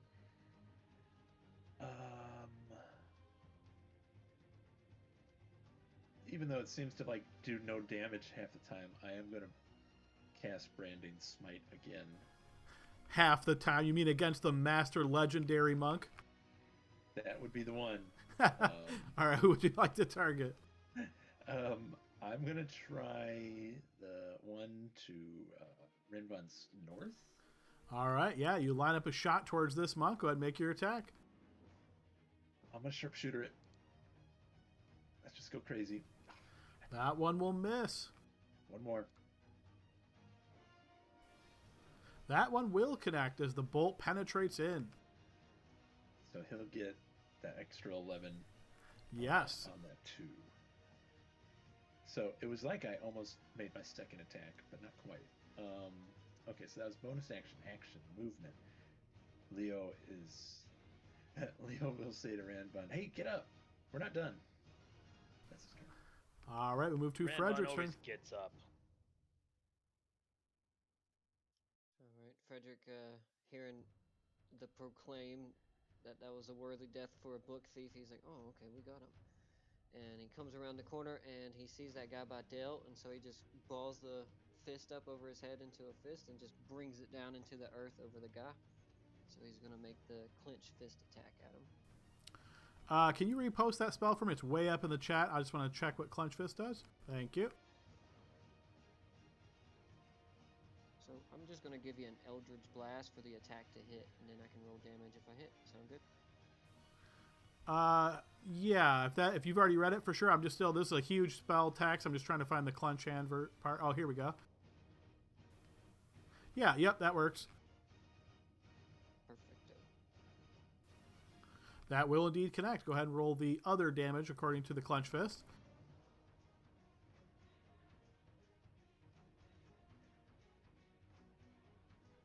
Just double checking.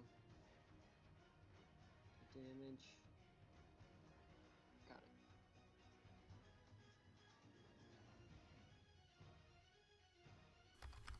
All right. So as the fist smacks down, hits him very solidly, and he is quite wounded by that. Alright, and then I'm also going to kind of bring my other hand into play now, and I'm going to do 3 of those Ki Blasts, and I'm going to direct them towards the one that was attacking Ranvan from behind. All right. Yeah. Go ahead and make those attacks. First one connects, wounds him. Second one also hits, dropping him to the ground. third one will just fly way into the building over there and probably scare the dwarf inside. All right. Okay, next up is Dell. Alright, gonna hit this guy behind me. All right, you saw this guy rush towards you. You turn to face him. Go ahead and make your attack. That will connect. He is wounded by that, looking near death. I'm gonna hit him again. Follow that up with a second strike, and that connects. Let's see if it does it. And as I hit him, I'm gonna be like, you should have submitted. The blade sinks into his stomach, and he collapses. Spiritual weapon 20 feet, well 15 feet, and I will hit the guy next to Ranvon. That will certainly connect. Go ahead and roll that crit. And this is force, correct? Yes. Okay, so spell attacks against the creature have advantage until the end of its next turn. Wow, that could be a really good one. All right, so just normal damage, though. Go ahead and post that. We'll just take the first roll.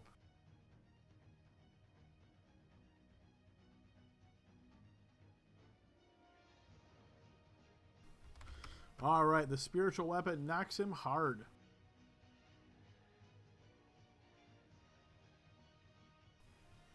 All right, top of the round. This guy, very fervently, piety in his eyes, still striking out at Lexi. Advantage. First attack will miss at disadvantage. Second attack also misses. We move to Ranvon's turn.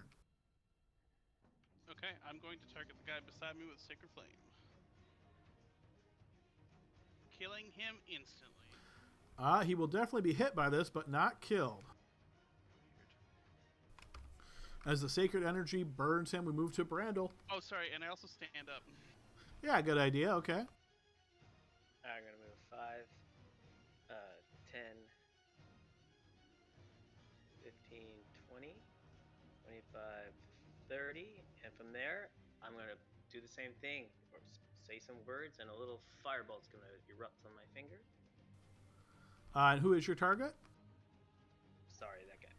All right, that will certainly connect as he is burned. All right, Lexi's turn. All right. Can you? Yeah, you're coming through loud and clear now. Oh, good. Lexi's gonna turn towards that guy and say, "I am an author, and this is for all those helpless books you tried to destroy." That will indeed connect, and yes, that is enough to drop him to the ground with that fervent strike. That was so good. Vengeance for the books! Yes! Save the books! All right, next up will be this guy. Yeah, he can obviously tell that he doesn't have much of a chance here, but you can see that there's just sort of this very fervent look in his eyes as though he is so dedicated to the Immortal Lotus that even though defeat is obvious, he is still going to go down fighting, and he will attack Ranvon. Hitting on the first strike. Dealing 4 points of force damage and a dex saving throw, Ranvon. This time, thanks to that bless, you managed to maintain your feet. He then follows up with a second strike, critically hitting. Uh-oh, here's where we come with a major injury. I can feel it. Oh, no, just max damage. Okay, so that will deal 11 points of force damage to Ranvon. I imagine a mighty hi-yah! The last-ditch effort of the going-to-die guy for sure. Yes, Leopold's turn. Does that second attack also come with a dex save? Oh, yes, it does. I'm sorry. That one you will fail, and you get knocked to the ground. All right, Leopold. Yeah, Leo was lining up a shot, and then Ranvon gets knocked down, and he says, what are you doing? Just sleeping on the job? And then he'll fire 2 crossbow bolts. Sharpshooter. Here they come. At the only one left. First one will miss. Second one will manage to get through his defenses just barely enough, hitting him in the forearm. Bolt sticky there in his flesh. I'll zip him a little bit with an arcane jolt onto All right, the extra little force damage there from the bolt hits him as well. And then Leo will whistle. Silver will come bounding away from Lexi. Oh, one more there. And attack with Blanking. Here we go. That'll do it. Yeah, go ahead and roll that crit.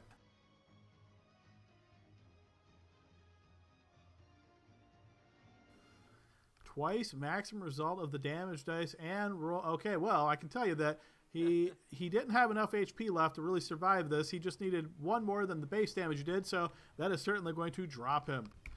All right, guys, you guys have successfully defeated this battle, defeating all obvious enemies. We are out of combat. Del retrieves the head, and then will proceed to try pull a sack out of his pack and just stuff the head in his sack. Just tie it to his backpack. Feel free to add head of Bachmai to your character sheet. I wanted to tell Lexi, go inside there and see what's in the pond. What? Okay. Can I get past this thing? No.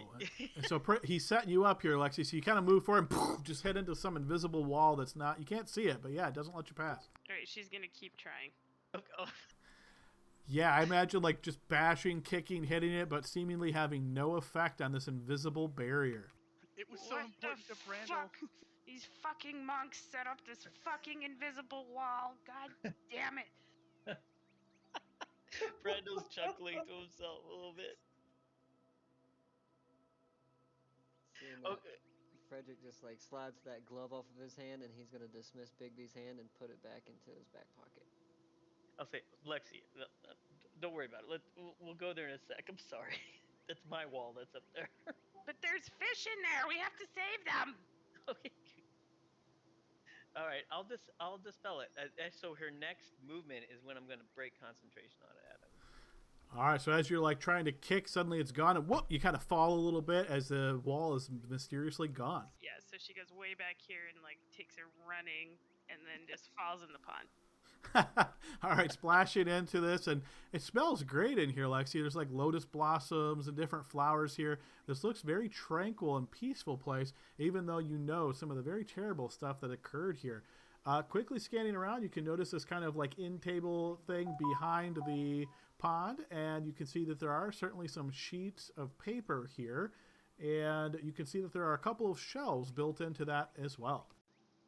Hey, before we go in there, can I search Bachmai's corpse, please? Del will help because he was getting ready to do that as well. So. All right, as the two of you guys take a look at Bachmai's corpse, looking for anything of interest, he does have a staff upon his person that looks quite intricate. Ooh. Is that different than a quarterstaff? I think so, right? It looks very much like a quarterstaff.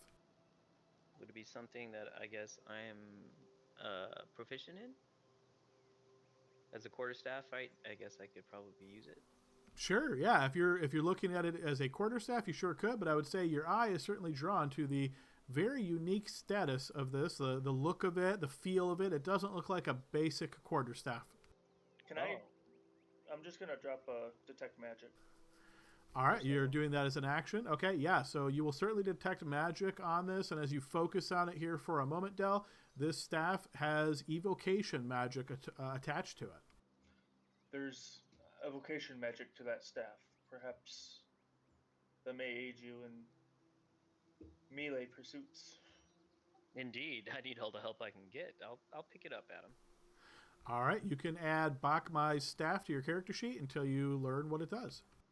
Anything else? No, on his person, you just see these sort of white robes in his attire. He did not have any darts upon him or anything else that looks to be of interest. Okay. I'm gonna go quickly into the temple and look around to see if anything highlights magical. All right, so I'm going to actually flash over here to Frederick, Lexi, and Leopold for a moment as you guys have spent a little bit of time out there searching, casting the spell, looking at it, all that fun stuff. So Frederick, I think you were the first one here. So as you get up close to this, you can notice that this is actually a little altar to the best of your knowledge here, Frederick. You can see scattered upon it are some scrolls. They are kind of rolled up and they look to be older, you might think. And you can see other sheets of paper that are set out almost in a display of like importance. They're like kind of off to the side from these scrolls. So yeah, like as I walked in and saw Lexi swimming around in the little pond, I walked around the edge and just kind of chattered and talked with her, and then I pointed out the altar to Leopold, and Leo and I, would probably be looking over the documents as these two. I don't want to speak for Leo, but I assume, knowing his character, that um, we would be interested in looking at the documents. And then I think you said there was like some shelves and stuff, so I'd probably, while Leo's reading, I would go underneath and check around the little drawers and see if we can find anything else. Okay, Frederick, give me an investigation check as you search the altar for anything else of interest. Leopold, would you like to examine the papers and so forth on the altar? I'm going to set them all on fire with no. Yes, I would like to investigate all of this. All right. You find a total of 20 rare scrolls. You get the impression that these could be of value. You don't think that they're necessarily book worthy, like Candlekeep would take them as entrance, but if you could find a merchant that's interested in scrolls or knowledge, you might be able to sell these off to them. In addition, you find a very interesting looking piece of scrap of paper that's kind of just rolled up and kind of thrown off to the side. As you unravel it, you notice a heavy hand and some writing upon it. And I think here, guys, is a great place to go ahead and take our 15-minute break. All right, we're back from break, guys. The PCs have just managed to defeat Bachmai and his Immortal Lotus associates. You guys have seen this letter that has been popped up on screen for you all to take a look at. And let's go ahead and get you back over to the Immortal Lotus Temple.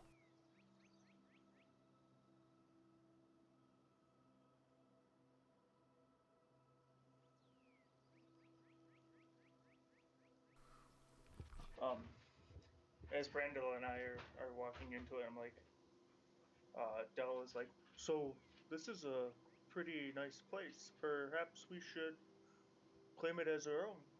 Maybe turn it into training grounds or a retreat or something like that. Well, it is quite nice. I like the tile, and Lexi's very fond of the pond. However, it's a 4-day commute to my work. I don't know if I have that much annual leave. I've just started there. What better way than to be able to ferry those that wish to have a retreat from Candlekeep? It is quite nice here. It's beautiful. I agree. Very serene. You could open a branch office. I could. Wouldn't we run the risk of people who are trying to join the cult showing up here? It feels like we'd always have loonies showing up. Well, I hate to burst your bubbles here, but it looks like Leo found a letter here on the desk that says just that is going to happen. Somebody from the Black Network? Anybody heard of that before? Have I heard of that before, Adam? If you are proficient in history, you can make a check on this name. Yes, Brandel, you have. This is a name that is quite frequently associated with the Zentarum. Well, I mean, it's been used a lot in Waterdeep. It's Zentarum. They're like a thieves guild of some sort. Seems like they want some slaves. Isn't that what you said, Leo? Wait a minute. Where are the books? Where's the books, Leo? Where's the pages? Let me get an edge word. No, I'm frantic. There. I believe there was extra pages that were on the table too. There are, yes. Leo exasperatedly grabs the papers and shakes them in Brandel's face. It's like, they're here. Oh, Calm down. Good. Yeah, Leo will actually go through. Did they tell us how many pages were actually missing? I don't remember. I remember doing a check on it when I was reading the book in the library, and Adam ruled that it would take me a long time to figure it out, and I couldn't really tell how many pages were missing. I guess how many pages are here then? Adam? Looks to be 6 in total that belong to this tome that you assume to be the Book of Inner Alchemy. I guess just to make sure that they're not his recipe book for some sort of delicious confection, can Leo read some of them and see if they're somewhat alchemy related? Sure, yeah, you certainly Or can read some martial of them. Yeah, martial arty indeed. So, in taking a gander at these pieces of parchment and sort of looking at them, seeing their serrated edges where they were cut very finely out of a tome, you do catch writing here about something known as the gloves of soul catching. It seems to indicate that these gloves can be used to provide lasting life force for the wearer. They seem to be mentioned several times here. In fact, it gives you the indication that you would need very specific things to create these gloves. The pages that you have all together, taking a look at them, it mentions a ritual that has to take place under the light of a full moon, and it requires destroying the souls of 3 sacrifices, one who is a being of great intellect, one who is a being of strong body, and then one who is a being of pure heart. As Leo reads these, he looks over at Brandel, and then he looks over at Lexi, and then he looks at Frederick, and then he just kind of shakes his head. Anyway, I found it looks like this is it. They talk about making a fancy magical item, but it's very convoluted, and I imagine it probably would come out to something fairly worthwhile, but it's quite a steep price. 3 souls, so we'll just, I guess, tidy these back up and put them back up to Candlekeep. Sounds good. What else did you find? Did you show us the letter? Yeah, I'll pass the letter around. You know, Frederick, we could probably make a nice little retreat here, claim this as our own. You know, I think this is a great place for your cell swords for sure, and um, well, my group is definitely expanding. Something to think about, but there's that other building over there, and the thing that bothers me, Dill, is those spirits. They seem to have been disturbed by the presence of these people, so I don't quite know how comfortable I'd feel disturbing them. Well, these people were of ill intent. Perhaps the creatures of the trees, if we're friendly enough, those that we have join us here are friendly enough. What's to say there isn't some mutual benefit that could be had? I'm not saying you're wrong at all. Only listen the reasons why it could go wrong. I mean, you know, all we can do is ask. You know, I used to grow up with the saying, "All you do is ask. If they say no, you're in the same position you're in now." So can't hurt, but definitely want to be respectful of their home. Yes. So, I guess the question becomes, do we leave a critical page out so this can never be used again? Or do we return the whole partial work in its entirety? I mean, it sounds pretty complicated, so I suppose someone could steal it again, and well, if they went to all that trouble, then I could see them gathering the ingredients, but I don't know. I mean, the monks at our monks should be, I imagine, heightening some security measures or something of that nature after this little fiasco.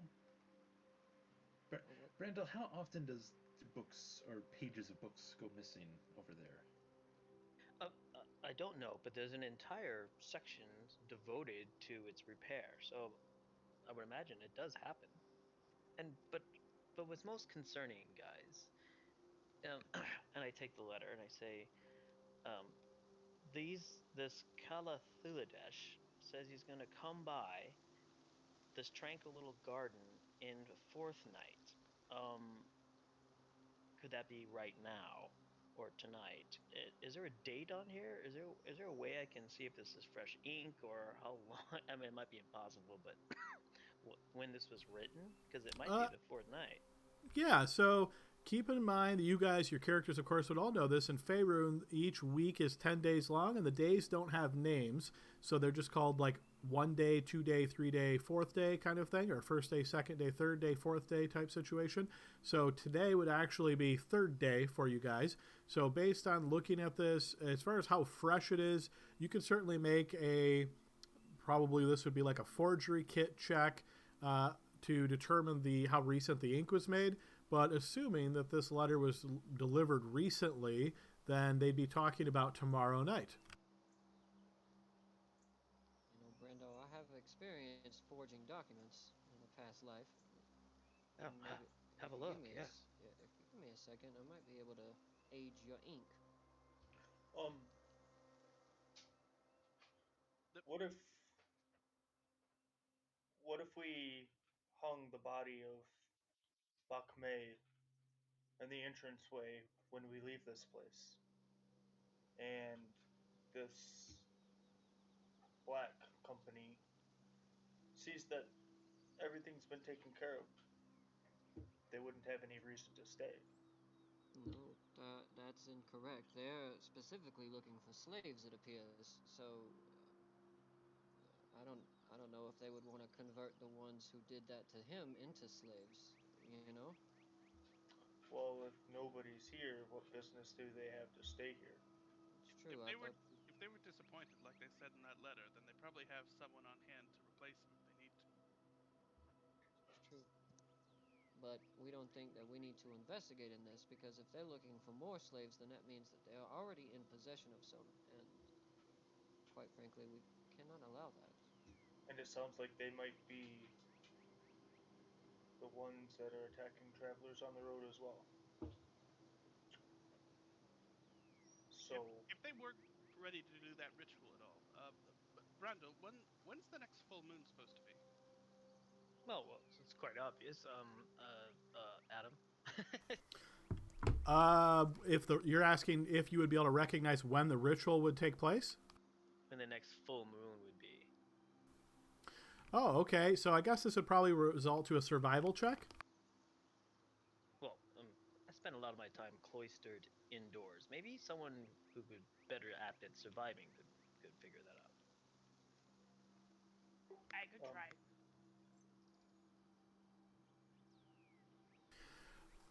Yeah, so looking at the sky, kind of stepping out, just being familiar with nature, you would be pretty certain here, Lexi, that the next full moon would be in 3 days' time. Randall, it's in 3 days. No, thank you, Lexi. You're welcome. so do we get these pages back to Candlekeep so that they're safe and come back and deal with this black? No, without question. We won't have enough time. If it's they're here tomorrow night, it'll take us 4 days to get back to Candlekeep, and then another four to come back. Unless we want to just deal with them wherever their headquarters is, but we Well, don't they really told like us to where know. to meet them. Some Oh, cove, right. but I mean, Dell, you've been on the coast as long as I have. There are hundreds of coves, some of which are home to very malicious creatures. And I've finished inspecting your note, Brando. I would say within 2 days. Oh, So that makes sense for them to come on fourth day. Um, But if they were disappointed with him, then potentially they don't have everyone that they require for that ritual to take place. But why don't we go check out that other building we haven't looked at yet, and then see if our dwarf friend, maybe he's rested up a little bit, maybe he knew a little bit about the coming and goings of people in the camp. Yes, and we don't. I mean, we don't. We're assuming that the slaves weren't delivered. Maybe they were, already by someone other than Bachmai. We don't know. Maybe they did have enough slaves to deliver. Well, they were disposing of the dead bodies. Before we go out, is there any? It doesn't look like it, but is there any like other chests or bookcases? Shelves or any of Yeah. that. No, other than this altar here, you see no other types of furniture or containers. And there's nothing magical, right? Around the altar. So you have detect magic still going. Let's see. Give me a perception check, Del.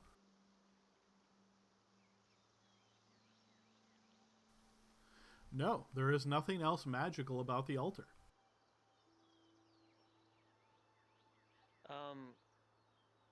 So can I search the pond? Sure. You're going to spend some time just kind of scooping through the pond here. It's very beautiful. It's very tranquil. You can see a lot of flowers and that sort of thing. Altogether, the water might get like 2.5, 3 feet deep at the very center. You spend some time searching through it. Go ahead and make an investigation check here, Brandel.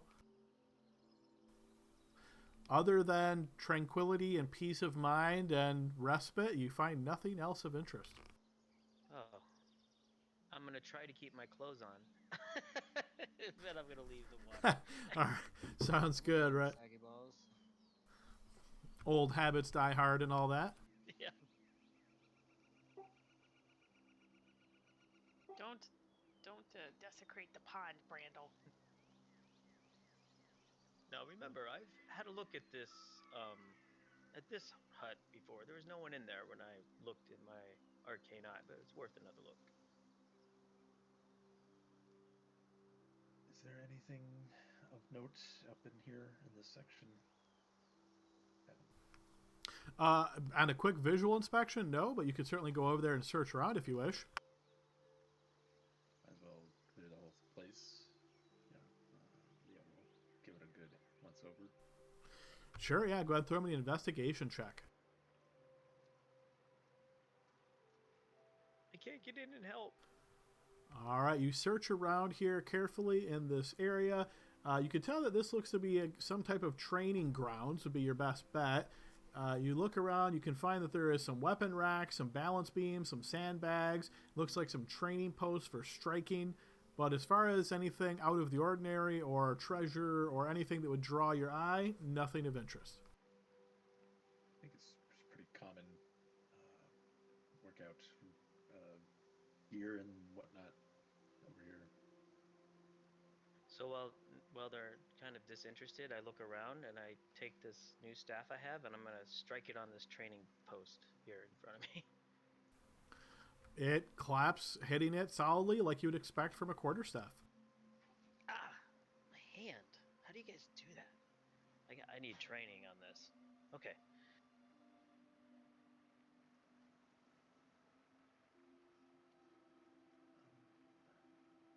Oh, did we? Okay, so next spot to just check out. Leo's gonna look down the well and see if there's like someone in there or anything else that we can see. Yeah, give me a perception check as you look down, seeing if there's anything of interest there. I have advantage because I have the Eyes of the Eagle, which is one of my infusions, although I'm probably going to give it to Ranvon or someone that can really use it here soon. And does this benefit you even if it's like in the dark? Let's see. In Wisdom conditions of checks. clear visibility, you can make out details extremely distant. Yeah. Yeah. You need help? I could throw a light down there. Del picks up a rock and casts light on it and drops it down. All right. It descends down a good distance, maybe 30 or 40 feet or so, before plopping into the water, and then continues descending. And you can see light just barely down there under the water. As it's flying down, you guys are just kind of scanning around. No, you don't see any people or anything of interest. That's clear on that one. I think Garbeck might be the only one left out of this group.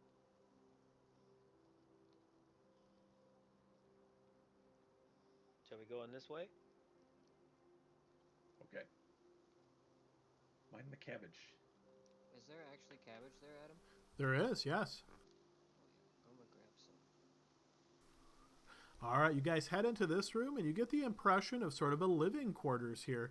You can see that there is a sort of dining room table with very simple accommodations. There is some foodstuffs and some vegetables and things sitting on one of these corner areas nearby Lexi. You can see that there is a couple of containers which may contain raw vegetables or perhaps some potatoes in another one. But yeah, altogether, it looks like this is where most of these monks were likely making their living. Any wine? You can certainly search around for wine. Go ahead and give me an investigation check. Searching for wine, you don't find any, but you do, interestingly, underneath that little table to your north there, Brandel, you do find what appears to be a small box of spices. Oh, that would go nicely with my collection. I already have salt and garlic and pepper. Oh, what kind of spices are these? Looks to be a variety of spices for enhancing the flavor of food. Being somewhat familiar with this, and this is like kind of a fairly, regularly traded good at pretty standard prices, you can estimate that this box of spices is worth 25 gold pieces. Ah, it's worth a level 1 spell. Good. Who has the box? The Mechanist box, yeah, good question. So as they came, okay, we'll go with that, Brandel.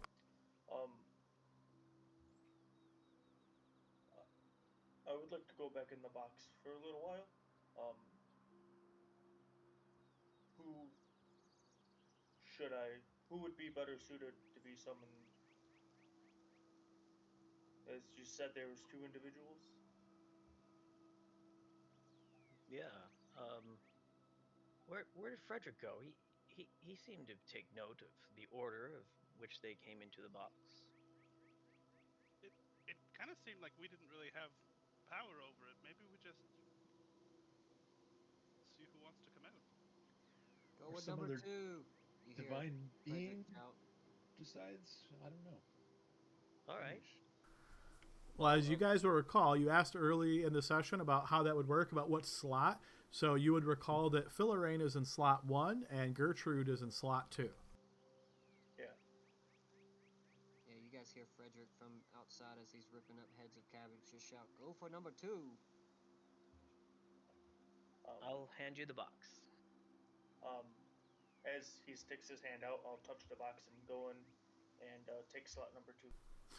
All right, you guys notice the familiar sight now, as this is the second time this has occurred.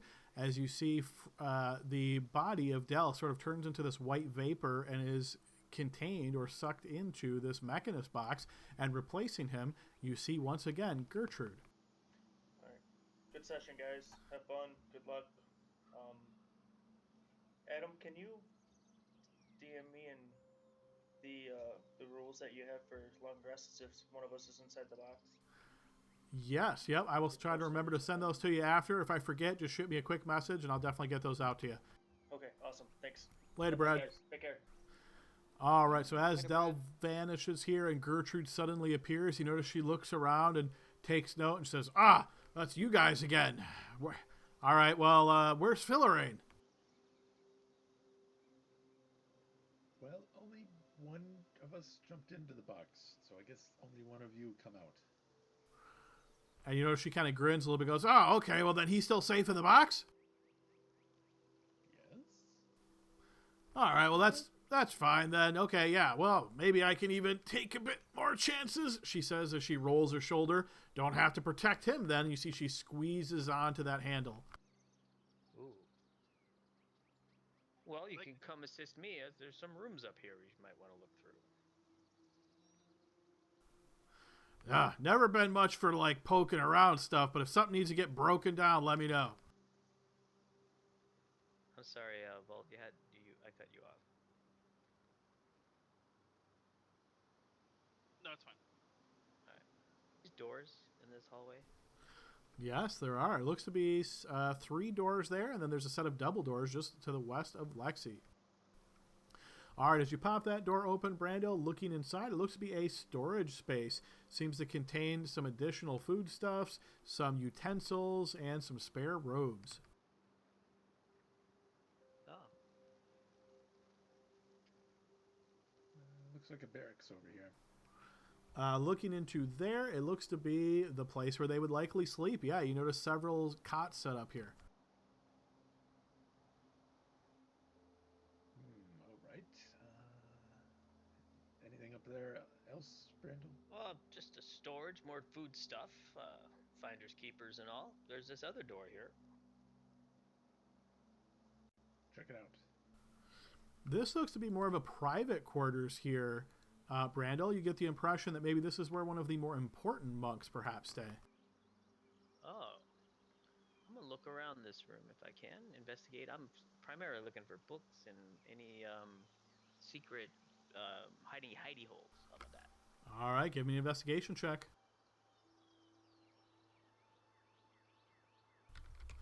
Nothing else of interest in here that looks to be hidden or of value. Simple resting or sleeping quarters. Soft bed. I like that. Oh, there's one more room here.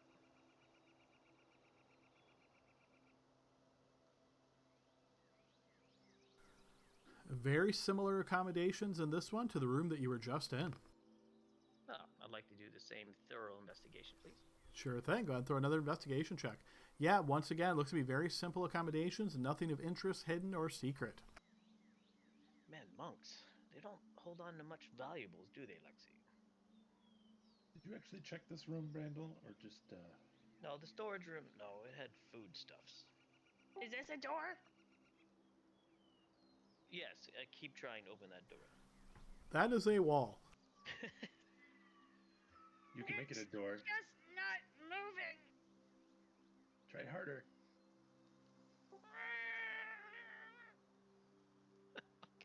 Okay, Lexi, this way. I think it might be locked from the outside. Yeah, let's go to the outside and see. Let's go check it out. Leo would like to look through this room because he wants to know what kind of food they all had. I guess cabbage. All right, as you search, spending about a minute or so searching through this room very thoroughly, this one actually does not even require a check. You notice several barrels of food here, more like baskets, you might think of it. You can see a variety of vegetables and fruit and a lot of potatoes and even some breads here. But probably of most interest to you, Leo, is you find a silk bag that seems to contain small, hard objects inside of it. I'll open it up. You notice 10 gemstones. Oh, that's nice. I'll take one out and put my jeweler's loop on my eye and see how much it's worth. Sure thing. Make a jeweler's kit check here. I would say probably intelligence is going to be the one that makes most sense here. Yeah, Yep, that's still good enough. You're quite confident that this gem, like many of the others, are very similar in value. They are a variety of different colors, blue and green, some opals, some smaller type emeralds, a bit cloudy and that sort of thing. You would estimate that each of these are worth about 50 gold piece. There's 10 of them. That is correct, yes. Nice. I found some gems, but more importantly, there's vegetables. Who wants to cook dinner? Hey, you guys take your time, but I'm gonna wait outside. I don't like this place. The other one was just like a place of for the cult, but this is where people lived, and they're very recently dead. It feels strange. I can't deal with it. Okay, but do you want dinner? I'll eat later. All right. I can cook. As you say that, you see Frederick kind of come around the corner, and he's carrying two big old heads of cabbage, and he's like, "Somebody say dinner." I was thinking the same. We've got a long journey back to Candlekeep, unless we're going to go after these slave owners. In which any case, we're going to need our food. I can help you, Lexi. Sounds good. Yeah, And- Leo will pass out some of the food that he grabbed in there too. And I'll let you borrow my spices and my garlic and salt and pepper. All right, so it sounds like you guys' intention here is to spend a bit of time whipping up a meal in the kitchen there and perhaps all eating it at the table. So that will certainly work, but mechanically, are you guys looking to take a rest here? Is that your intention? Yes. Maybe a short one, right? Yeah, Yeah, I guess. Two quick questions. What time, relatively, does it look like outside right now? Yeah, so you guys got to the forest at the beginning of the fourth day. So as you were pushing in, you spent a little bit of time there. I'd say altogether you're probably looking at late morning at this point, right about to hit noon. So still pretty early. Oh, and then my second question is more for everyone else. What all do we want to do? Do we want to stay and confront the slavers, the Black Network tomorrow? I mean, at the very least, we can maybe take them out, try and get some info on. We have to find the damn cove. I keep forgetting that part. At Well, least on figure out- that point there, Leo, does anybody happen to have a map? I know there was plenty of opportunities to get one in Candlekeep, but did anybody mention that they picked up a map or had one already? maybe someone with inspiration did, because I sure didn't. That would certainly work. Yeah, I'll leave burn inspiration for that. All right, so we will assume you have a copy of the map of the Sword Coast, and that certainly is going to make it easier to find things, but it also makes it nice and convenient for me to slide you guys over to the Sword Coast map, and we can take a look for where this cove may be.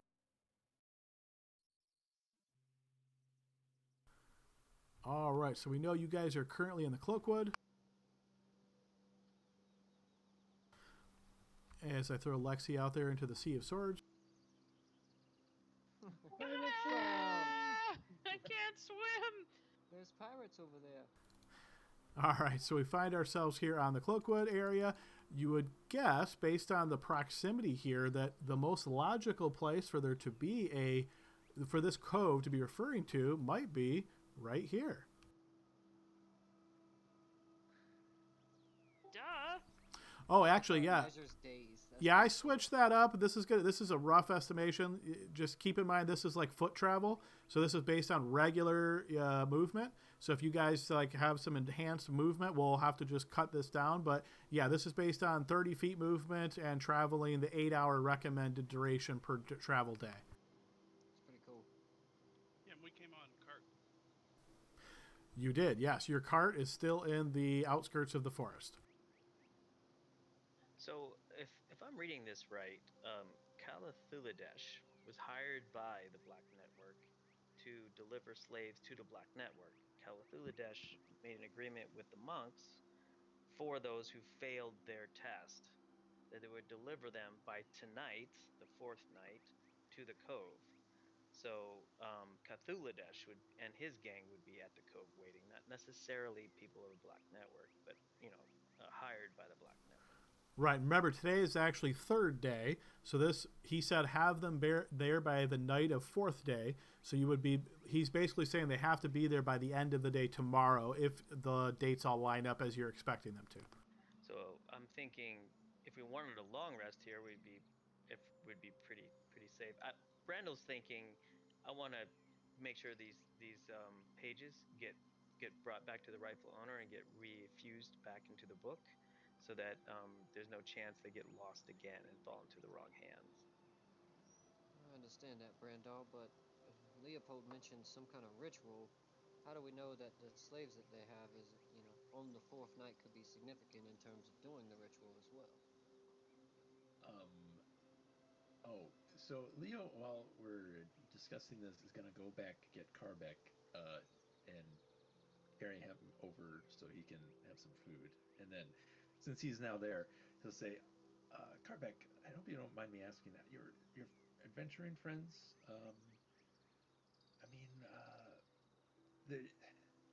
there's 3 specific individuals that this ritual needs, and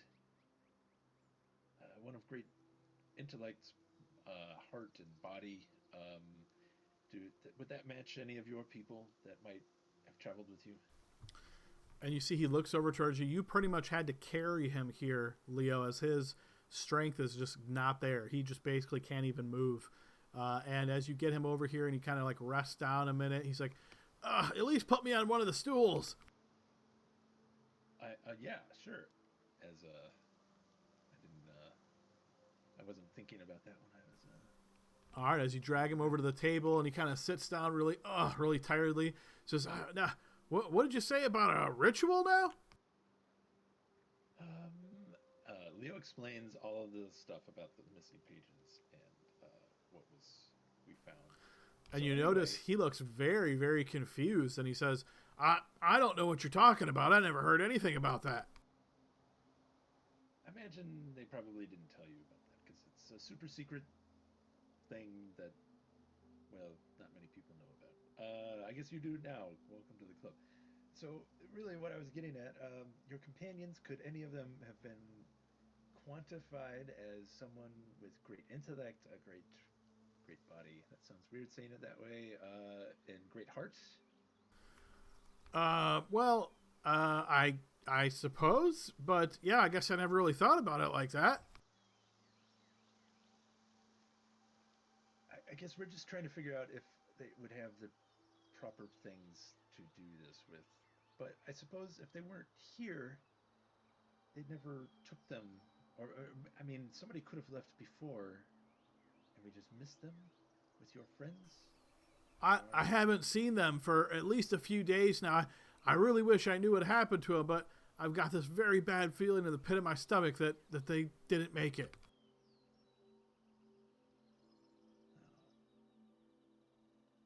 When we get done eating, we'll take a look around and see if we can find any signs. We already looked through all the other buildings. We didn't see anyone else. They're definitely not in the buildings anyway.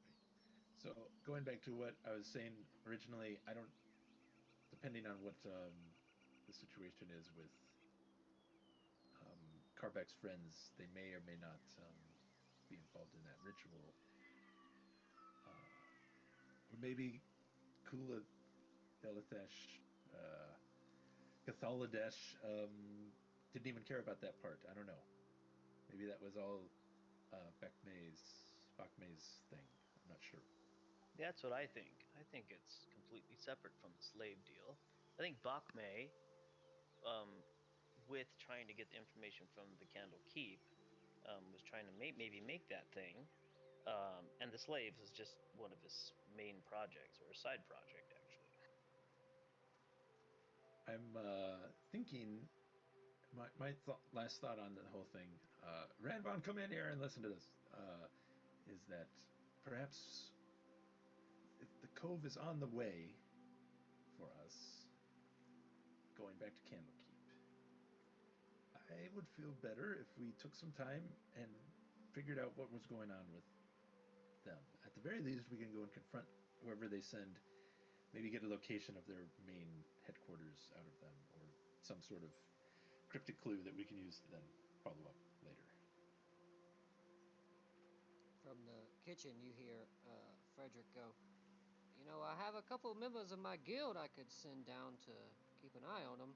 You know, I've got this one guy, Cedric. And I kind of start rambling over to Lexi about Cedric, my friend from the guild.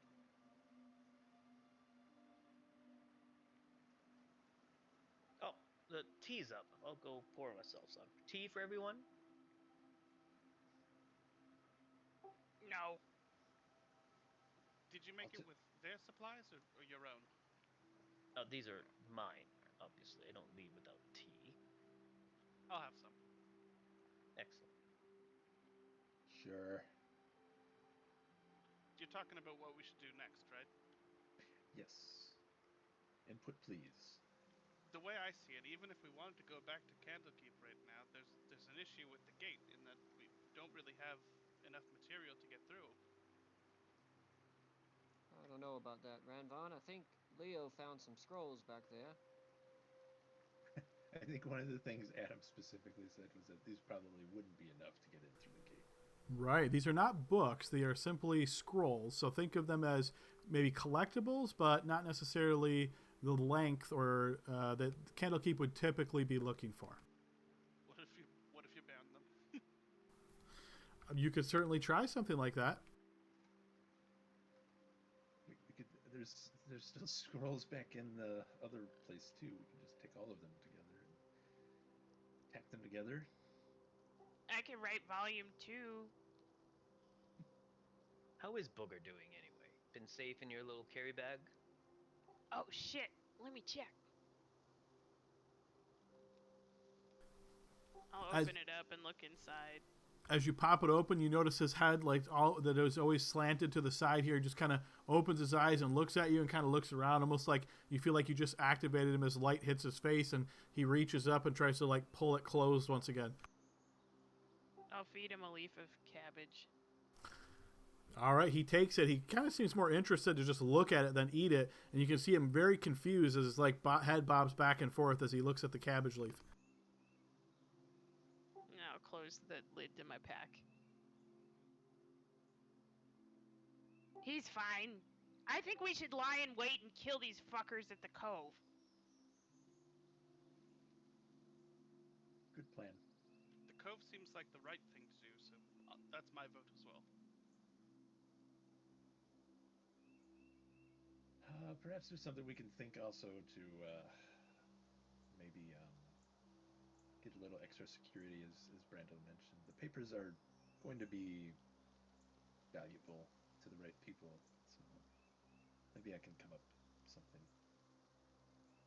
At the very least, maybe if we end up going there before we confront them, we'll just stash them in a tree trunk like we found the box originally, and then at the very least they won't know which place to start. They'd have literally a forest to examine. Well, they're looking for people, not these pages. I was meaning if we all died fighting them and that they decided to Oh, find the pages on us. I don't intend to die. I can hold on to them. Crazier things have happened, and he tries really hard not to look at Frederick cooking in the kitchen. All right, so as you guys are discussing your plans, it seems like there's a few options laid before you here. If the cove is where you expect it to be, based on a quick check of Brandel's map, you can see that it's a good day and a half's journey to get there. You would have to be leaving here fairly soon to make it before the end of fourth night. Otherwise, you don't know how much later the whatever's there might be there for you, or like it says, would that mean that they would come here at that point in time? So feel free to propose other solutions, but it sounds like option one would be take a short rest and then head off towards the cove, or try to hang out here and see if this Kalthuladesh is on his way here with whoever he has in tow, or simply abandon this and head right back for Candlekeep. You guys know that's about a 4-day journey. You know, either way you put it, if we go there, we don't know their numbers. But if they come here, they may only send a small party, and we could learn more information.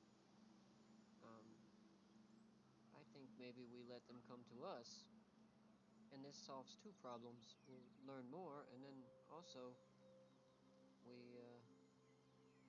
may give ourselves the chance to take this sanctuary off the map of anybody who knows it's here, which could definitely turn it into a viable outpost for us to rest. Perhaps Dale could use his sellsword company from here. But So didn't that I paper think say that they were going to try and make an item that would make them very powerful? And if they're heading to the cove to do that ritual, shouldn't we get in the way of that? no, the papers was crumpled up to the side. Wasn't part of this, right, Adam? It was like The Bachmai's own little project. I the don't think the Cthulhu Dash or the Black Network are aware of his little recipe. I agree. The way I'm getting it is the pages that we got returned from the Book of Inner Alchemy are the recipe essentially for the whatever that item is, and that's why Bachmai stole it, was so he could create that item. It appears, and then in terms of his other actions with this black network, I think Randall is correct. I think they're separate.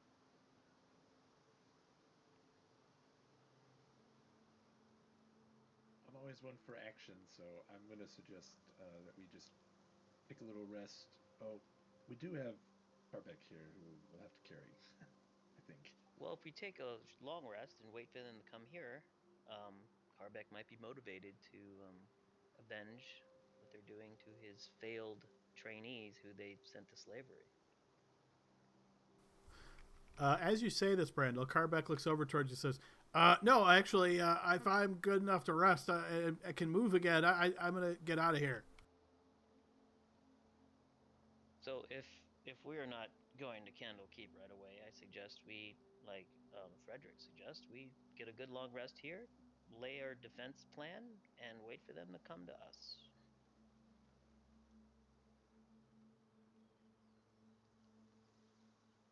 I'm thinking.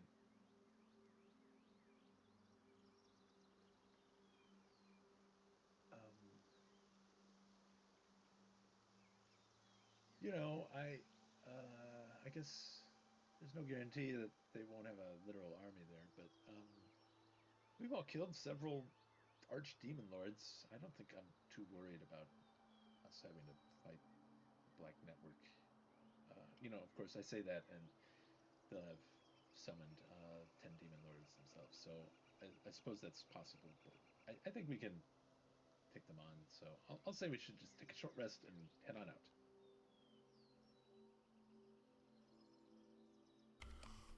All right, so the ones have it. So you guys will take a short rest here, enjoy some tea and some vegetables cooked up, and then make your way over to the cove. So yes, this meal passes by fairly quickly. You can see Gertrude seems to be impatient. You can hear her mumbling to the effect of, come out of the box looking for some battle, and what do I do? Sit down and eat some potatoes. And you can see Carbeck looking over and saying, oh, well, you should be happy that it's just not all crazy stuff going on. Trust me, there's way better, worse things that could have happened. As you guys enjoy this meal, you will, of course, qualify for your short rest.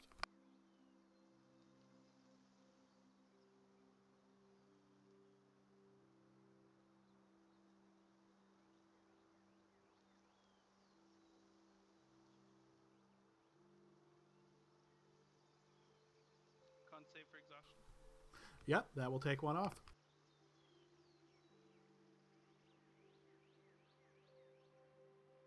Carbeck, the note also mentioned that they were expected to send a bunch of trainees, a dozen or so, away from here. There used to be more people in this camp? You know, I saw different people at different times. Like, when my friends first came here, we saw a lot of, like, younger people. It seems like they were out towards the west side, you know, when we first got here. And they were, like, learning from that guy. But, yeah, I guess the answer to your question is, yeah, there certainly was more people before. So, likely they've already sent a bunch of people to the cove. I don't know. I didn't hear anything about this cove. Nobody ever spoke anything about that.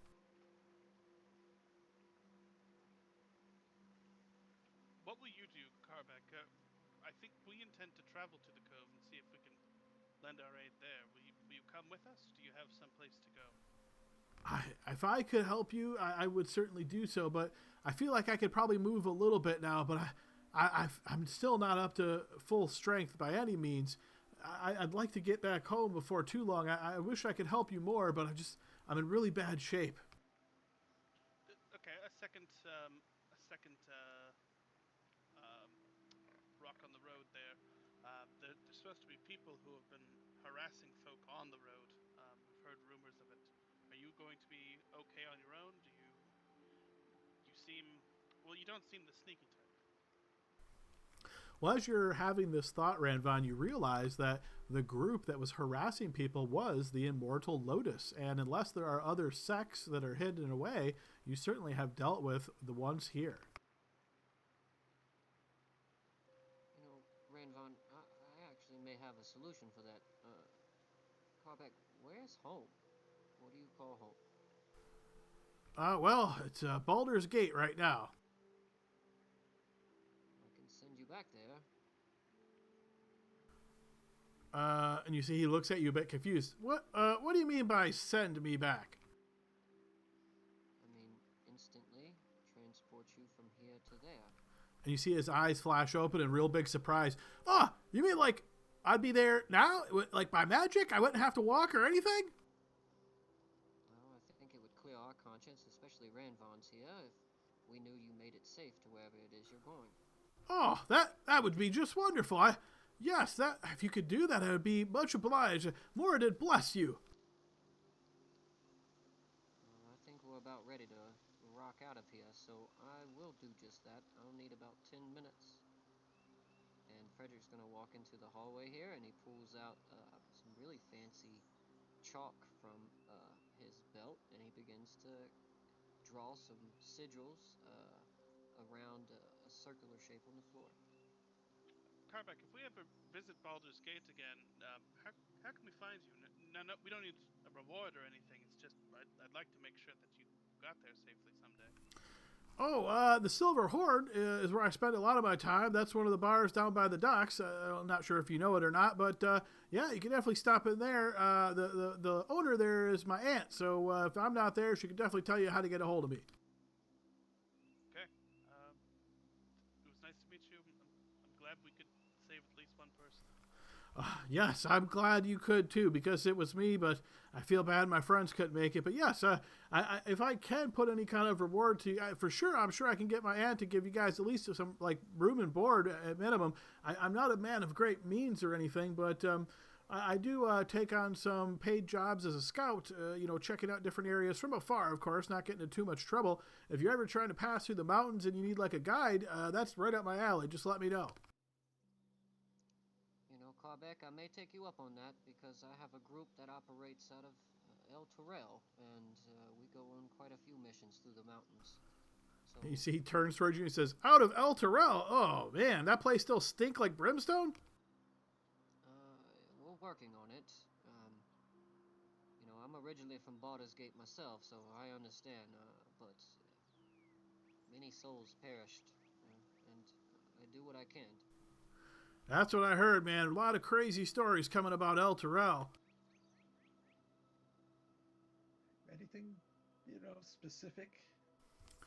Yeah, they said that like it got swallowed up by the hells, and that demons and devils were dancing around, and anybody that stays there has the mark of the devil on them, as there's a bunch of evil devils just still hiding there, but they look like people, so you got to be really careful when you're talking to people there, because they might not actually be people, but they're actually devils.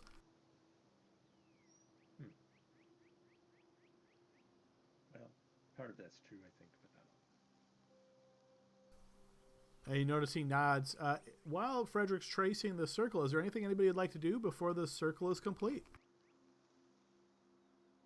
It just occurred to me. Leo takes these weird goggles that had been on his head, and he'd been wearing off and on periodically off of his head, and he'll toss them over to Ranvon, and he'll say, those do good for me, but I think you're gonna do better with them. So put those on. What are these? No, these look crazy. Just put them on. What do they do? They make you see things very well. You're not just gonna make fun of me when I put these on. No, because you're going to see every damn thing coming near us, so I won't make fun of you at that point. Okay, all right. And he takes off the helm of Torm, and he attaches the goggles, and then puts the helmet back on over top. I imagine you still have to attune to it, but I think could probably tell that they are pretty. It's like maybe Ranvon always needed glasses, and these are glasses for him. Yeah, he's an older guy, so I'm guessing his eyesight's not as good as it used to be. So that checks out for me. Yeah, it's like, hey, these are pretty good. Just things look clearer. It's like when an old person holds that prescription up, like very close and then far away, and now Ranvon doesn't have to do that when he's reading scrolls. So just hang on to those for a while. I think they'll probably. They helped me, but I think it's a little better for you. And he turns to Brandel, and he says, "Brandel, I need you to be honest. Do they look cool?" No. starts reaching to take them off. Like, wait, really?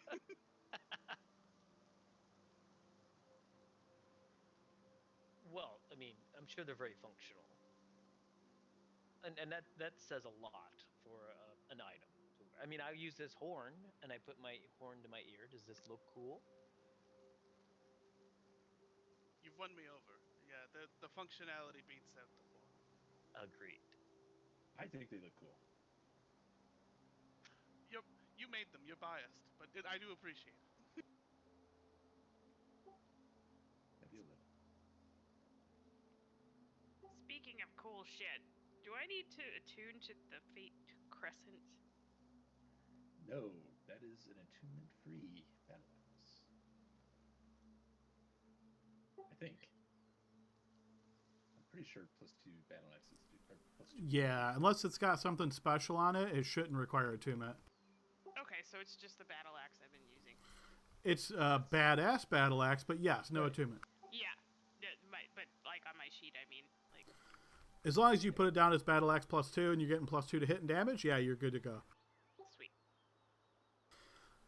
All right, so Brandel, you spend some time casting the first spell. I'm assuming you're targeting the staff with that. Yes, please. All right, you are able to determine after that ritual casting. So actually, Frederick's spell would complete first, and Karbeck would be very happy to pop through the circle.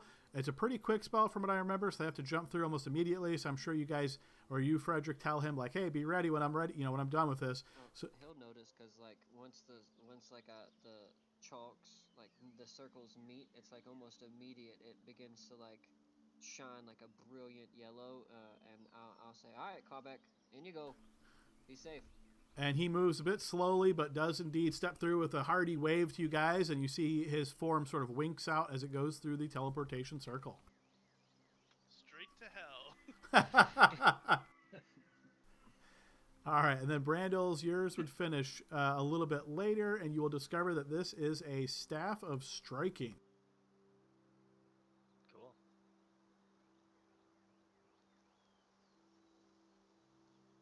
Sweet. Jesus. A +3. Too bad Bachmai didn't get a chance to use this on you guys, huh? Oh my god. His Lotus Wow. style didn't quite measure up. After Brandal takes a second and explains it, Frederick makes the recommendation that, albeit a very strong staff for Brandal, that it would probably do more damage in the hands of maybe Dell. Yeah. I mean, this is the second plus staff I have. I just never hit with melee. Even if it's a +3, it's still a strength attack. I'm a -1, so yeah. Meta gaming wise, it's not something I want to take an attunement slot for. I'll keep it for Dell. Sounded like you said metal gaming as opposed to metagaming. I'm like, that's a Metagaming. could term. Yeah, that could definitely come in effect. Metal game. That was the Avernus campaign. We've left that. We're now in Tranquil Folk game. Have we ever left it though? The name of this item always throws me for a loop because I feel like they should have called it the Quarterstaff of Striking. Yeah, People wouldn't think this is meant for wizards. like a spell. Yeah, I know. The quarterstaff usually means fighting staff, and staff usually means spellcastery staff. But yeah, it's a little off. Yeah, I'll hold on to it. All right, fair enough. So, guys, you have finished your short rest. You've done a couple things. Brando, for your second ritual, feel free to write to me specifically what you are casting this about. The rest of you guys have eaten some food, drank some tea, and other refreshments, and you've spent your hit dice, so it looks like you're pretty good to go. We'll have to go check on the grinder. Can't believe you named it that. Well, I'm not very creative. Every time I hear it, I'm like, I get excited, but then I realize, oh wait, it's the cart and the horse. Never mind. Recall that the other one did take the souls of other people to ride, so this is much better. I'll give you that, Ranvon. That is very true. You know it takes the souls of the grass that it eats. I close my book. Well, I do. If we're going to the cove, I feel that our adventure there will be both found with good and bad, which is normal for our adventures and seems good enough for us. Sounds Good appropriate. enough. Well, let's go get the cart and let's make our way down there. Yes, hopefully Smiler's there. All right, so in the essence of time here, guys, is your intention to get the cart and then make the closest way out of the forest that you can to the south and then sort of loop over to where you think the cove is? Or are you traveling from point A, meaning here, to point B, meaning the cove, going straight through the forest? Which of those do we think is faster? Point A to point B you think would be faster. I think that's what we've agreed upon. We know that we're going to be cutting it thin on time, so I think that's good for us. What do you Yep. think, guys? Yeah? Yeah, the only other thing is we have a wheelbarrow full of bodies that we want to bring with us. Because we'd like to find out who they belong to so we can return the corpses. You could. You think that certainly would slow you down a bit because you're going to have to like take turns pushing it and all of that. So you worry that if you choose to do that, you may run out of time based on the parameters of this letter. If our mission goes correctly, Ranvon, we'll return here so we can definitely track down next of kin if possible and give them a proper burial. Okay, well, I will. Let's put them in the room that we found our dwarf friend in, and lock the door so that at least an animal doesn't come and eat them. Fair enough. I think we can do that. All right, so you guys head back out to the west, gather those bodies that were just on the outskirts of this encampment here, take them to that same room, place them as gently as can, lock the door up to hopefully avoid animals getting inside and tending to the bodies. Then you decide to point A to point B, heading right through the forest. So keeping in mind, this is a little bit different of a path that you took to get in here, as you guys mostly came from straight south. You're kind of going on a southwest bend now. So you start traveling through the forest. You spend, maybe half hour or so getting through. You collect Smiler and you collect the cart once again. Again, they don't seem to be speeding up your travel too much because over long distances this doesn't help very much. But as you're traveling past in a southwesterly direction, you start to notice after a bit of time that you're getting into more of like a boggy part of the Cloakwood here.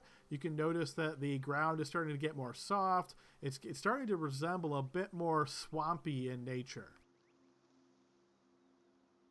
Can I hop out of the cart and before moving forward any further, see if I can plot out the best course for us to take the cart and get out without clogging ourselves up and wasting time? You can certainly attempt to. Give me a survival check.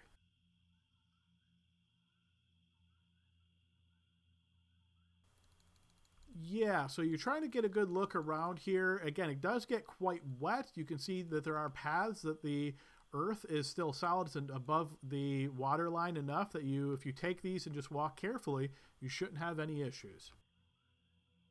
Okay, I'll stay off of the cart and very carefully walk it and try to lead them down the path that I found. All right, so you guys follow along this path, moving about as you can, following along the land, trying to stick to the land as much as you can. You're getting closer and closer through this area. Again, it's a bit slow moving because it is more boggy. You get to this section where you can see that there's quite a bit of water to your southwest, so the direction that you're heading. So you kind of start making your way across the land a bit more when suddenly you can hear a very strange sound amidst around you. And with that, I'm going to move us to a different map. It's the Abishais. They've come back.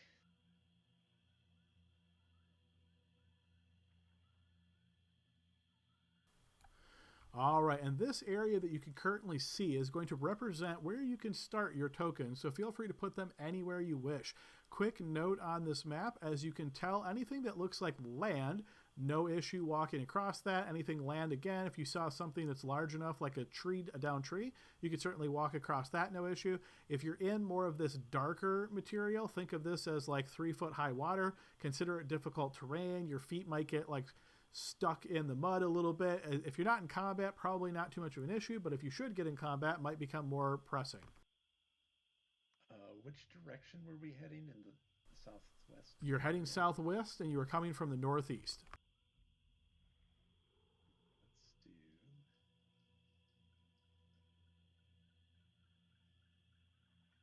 Guess I would be out in front a little bit since I was trying to lead us through the path there.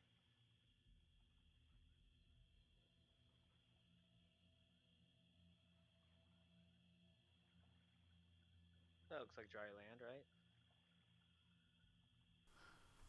Yep, that's dry land there, Brandel. All right, so as you get to it right about here, and I'm going to go ahead and lock the tokens. We'll assume this is where you guys have decided to be.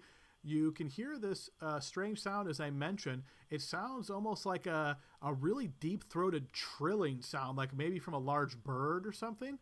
But then you hear the sound of actual words come right after that. Does anybody in the group happen to speak Giant? I do. You mean like this? No, I don't. So, Brandel, you hear this loud, almost shouting voice coming from your west, and it shouts out in Giant, "Blood! I smell the blood!" And with that, we are going to go ahead and roll initiative. I'll say, oh, he's saying he smells blood. I guess that's us. Be on your guard. Make ready. All right, now I'm going to go ahead and remove the dynamic lighting line to indicate where you guys started now.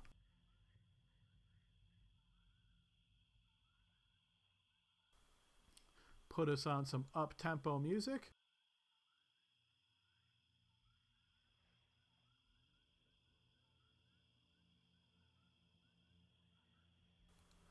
All right, so what you guys are going to notice here right off the bat is from your southeast, some of you may already be able to see this. I think at least some of you can. Yeah, so I'm going to zoom out a little bit so we can make sure our audience is seeing that. Okay, so as we look at this individual creature, for lack of a better term, you notice what appears to be a steed with a humanoid figure sitting on it, holding a severed head in hand. You can see the black horse strides out of this sort of shadowy area of the swamp with its nostrils huffing steam. Its rider, swathed in black leather, raises his arm to reveal not a lantern, but its own severed, grinning head. It is going to ride across this water, and you're going to notice, Brando, from the spot that you picked, you have the good line of sight on it. It's going to move very effortlessly over the water as though its feet do not sink into the waves at all. It simply walks on the surface of the water. It moves very quickly at the speed you would expect of a horse.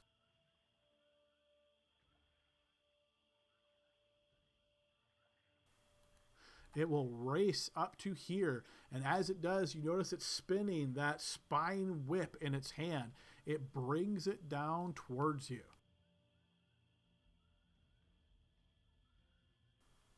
It slashes out your direction, but you manage to evade it as it whips it around for a second strike. This time connecting. All right, go ahead and burn a shield slot. All right, you react casting the shield spell, and it will indeed strike into the edge of your shield and suffer no damage. All right, and then from there, it is going to move a bit further to there. And then we move to Gertrude's turn. All right, Gertrude, seeing this new threat, she's on almost dry land, so she'll move off here a bit. All right, you're going to see her charge forth with this glaive in hand as she gets up next to you, Brandel. And as she does, you see she slashes down with it very quickly in 2 strokes. The first stroke will definitely connect. The second will also manage to connect, severing into this creature's body here. However, as this occurs, you're going to hear her grumble as she realizes that this creature seems to be resistant to her strike. And it's actually a halberd she's swinging with, not a glaive. My bad, halberd.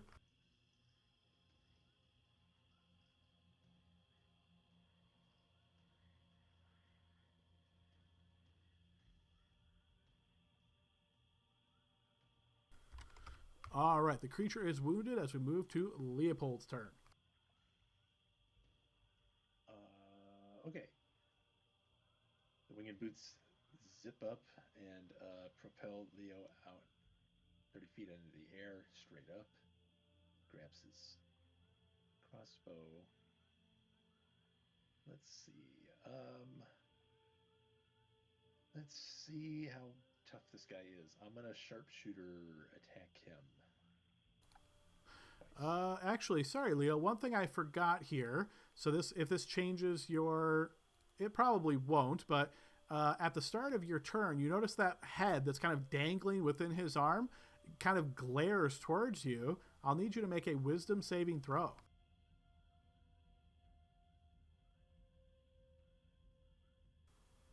Okay. Flash of genius seeing that for another 5, which I don't think is gonna.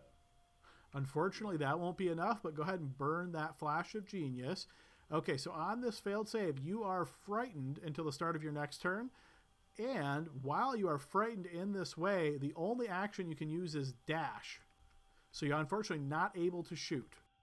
I'm okay with that because I totally fumbled that first shot, so fine. Yes. So you are currently frightened, so I'll mark the frightened on you. You can still do the fly part, of course, but you can only dash now. I guess I'm going to go 60 feet up in the air. Okay, yep, you can do that. Yeah, I guess with frightened I have to go away, but I mean going up in the air is going away. So. I think that's fair enough, yeah. Yeah. Okay, so that was his action. He'll kind of stammer, Silver, do something, and then bonus action. Silver's gonna. Okay, pass underneath here. And I think we asked this before: is Silver immune to frightened? Let's see. I think we did too, and I don't remember. I feel like we all thought she should, and then she wasn't. That's what I thought too. She's immune to charmed, exhaustion, poisoned. Okay, so not frightened then. So have her make a Wisdom save as well. All right, so she is able to fight through her fears here and is not affected by that condition. She is made of sterner stuff. She's made of steel, absolutely. Okay, so I think this is all normal terrain up to here, right? I'm sorry, do your pointer one more time? So between here and here is normal terrain? Yes. Ish. And then this is a little... I think either way, I've got plenty of movement to get. If you got 40, yeah, should be no problem. Yeah. So she'll get up there, and she is going to do her thing and attack.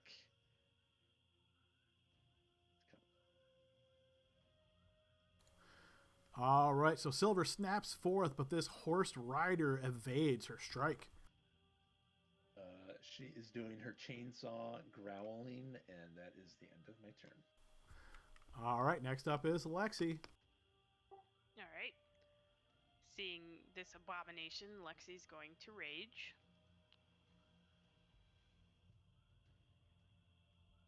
Oh no.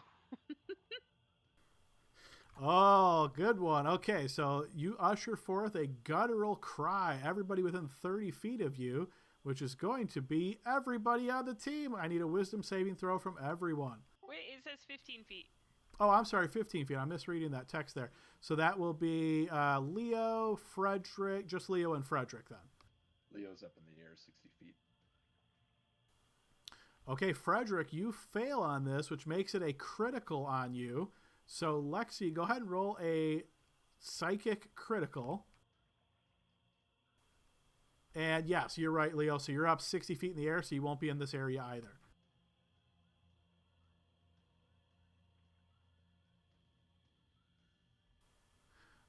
Oof. Okay, so twice as much damage. So Lexi, go ahead and roll 6d6. This will be psychic damage applied to Frederick. And then Frederick, since this insanity is affecting you, go ahead and roll an insanity with disadvantage. So I'm going to say roll twice, and we'll take the worst one is how I think this would go. So it's going to be for the lower one. We'll take the lower one. Yeah, so insanity should be under injury. If you pick injury, you'll notice minor, major, and then insanity. So roll 2 of them? Yes, roll 2, and then we'll take the worst of the 2.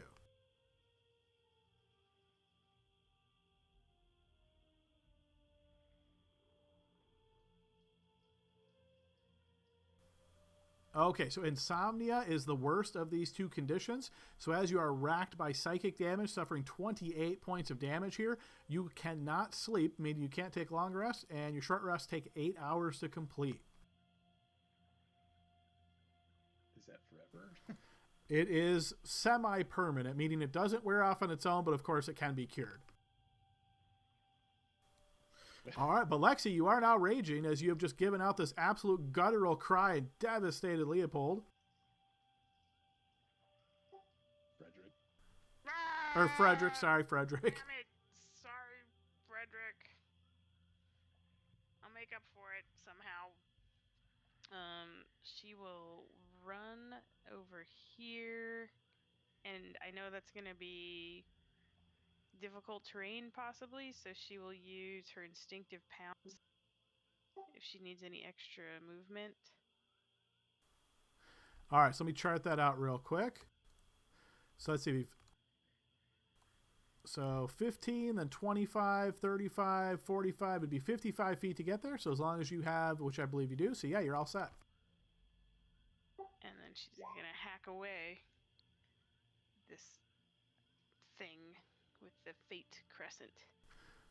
All right, you slash forward with the Fate Crescent, but the horse rider dodges your strike. The second one does manage to penetrate, slashing into the horse's body and wounding it. All right, Frederick just racked with his psychic damage from a terrifying howl out of Lexi. What do you do? I am...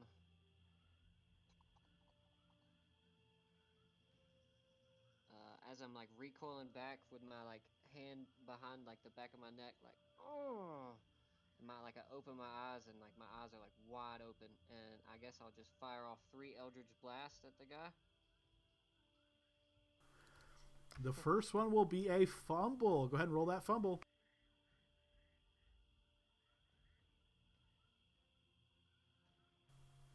Oof. Okay, so the target here gets to make an opportunity attack against the target of his choice. So as this blast comes in, all of you jump out of the way.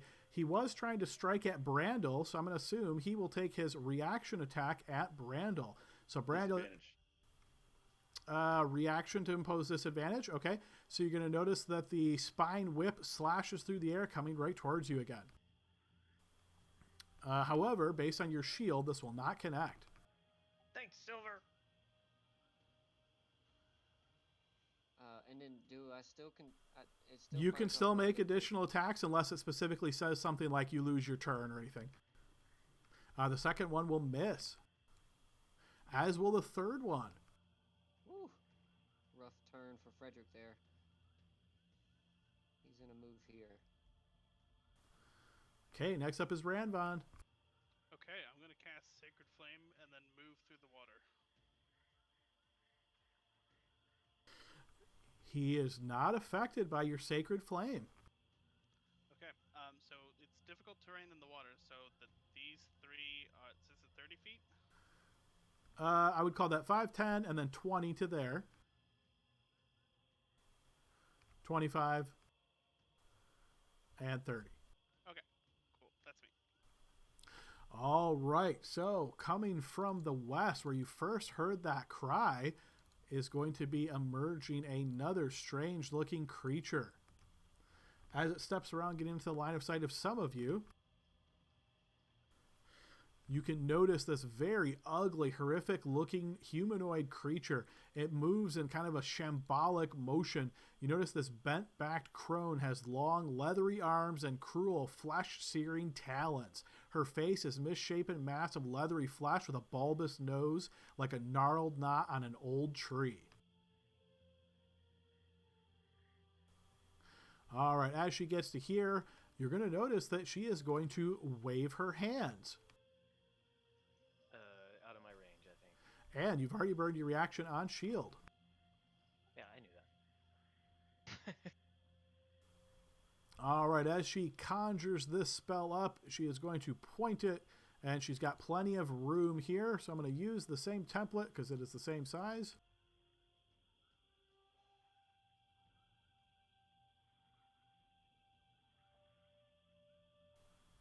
All right, so what you guys are going to notice is as this spell concludes, suddenly a mist fills the air. And she's going to place it right there. All right, so as this mist begins to fill the air, some of you start to choke and gasp as these vapors fill this entire area. Got the vapors. How far up does it go? Not to you, Leopold. Okay. Let me just check real quick if there's anything else fun she wants to do. No, so that'll be it. So that will be her turn. We'll start on Brandle's turn. So Brandle, as you start in the cloud, I'll need you to make a Constitution saving throw. Okay, so Brandel suddenly saw her, and the giant in his mind awakened a vision he had earlier, and he foretold this. So his roll is going to be a portent roll. So it'll be this roll plus 7. All right, so you'll succeed, suffering only half damage. So that will be 10 points of poison damage to Brandle. Okay, excellent. Can I see? So this is considered to be heavily obscured, so no, you cannot see. So presumably you know roughly where you were, so I'm not going to put any dynamic lighting on this, but while inside of this cloud, you would not be able to see anybody outside of the cloud or in the cloud. So I think I'd logically move away from where it was. Can I move there? You can, yep. All right, from there. Now I'm going to try this part of the spell, Adam, and I'm going to see, try to be a little creative here. I'm going to Actually, component. hey, hang on. I just not want to interrupt you, but as you step out of the cloud and turn, you're then going to be immediately affected by this effect, so I'll need a wisdom saving throw from you. All right, you managed to succeed on this, so you are not affected by the frightened effect, and you can continue with your turn. Oh, okay. Well, here's what I was going to do. I'm going to cast telekinesis, and verbally and somatically. So I'm going to say, "Give me that," and I'm going to reach out with my hand, and I'm going to use it. It's a strength check against the creature, but I'm going to try to rip the head out of his grasp. Okay, all right, so here comes a check. And you're going to make a check as well, so it's athletics, I think it was? I think is it his check against my spell save DC, right? Oh, okay, I'm sorry. So which section of this spell are you using? Yeah, it's very verbose. It's object. You try to move an object that weighs up to 1,000 pounds, isn't worn. All right, got it. So you attempt to pull his head away from him, but it does not work as it is not an object. Oh, the body part, I guess. Dang it. It's all right. I'm still have the spell. I'm going to...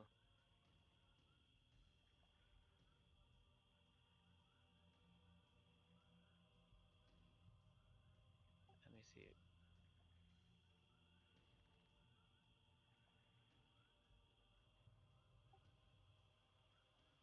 Okay, I'm going to try to telekinetically shove him with my bonus action. All right, that's a strength save. He is affected by this, so he will slide 5 feet away from you. Okay. Action, bonus action. I move 5, 10 feet. 20, 25. Is this a rock? Yeah, you just stepped on it. Let me just pull you away a second. Yeah, we could say, yeah, that looks like a rock to me, so I'd say you can step on there, no extra space. All right, we move to the top of the next round, and you notice he reels up as the horse kind of starts moving in motion. So he's going to ride around the edge of this, again, effortlessly through the mud and such.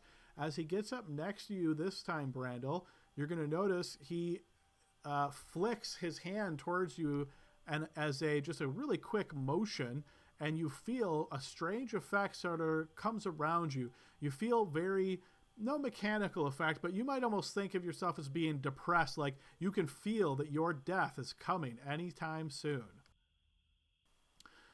Then, on top of that, he is actually going to, as an action, try to seal the doom. I'm going to need a Constitution saving throw, Brandel. All right, Brandel, you managed to succeed on this as you feel almost like your entire life force about to be drained from you, but you resist this effect. He continues riding until he gets to here. All right, Gertrude's turn. She'll start her turn by making a save, which she will fail and suffer some damage.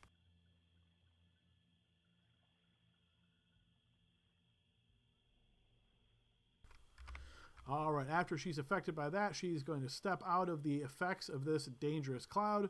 Seeing this guy over here, she'll continue her movement, is able to get up to here, and with her halberd with reach, she'll attack him a couple times, connecting on both of those.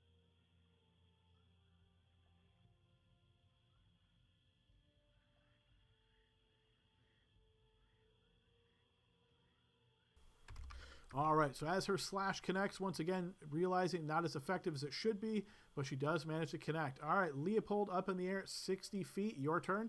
You are still considered frightened. Let me check to see if you get another save on this.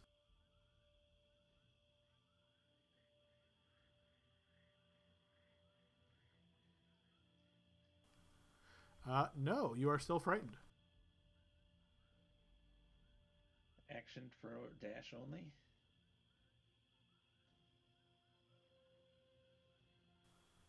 I'm double checking because this seems too powerful. Hang on one sec. Yeah, I was going to say. Oh, okay. This is what I missed. On a failed save, the creature is frightened until the start of its next turn. So I knew there had to be something there. So the frightened drops off. You have to stop for start of your turn here. Okay. Well, let's see.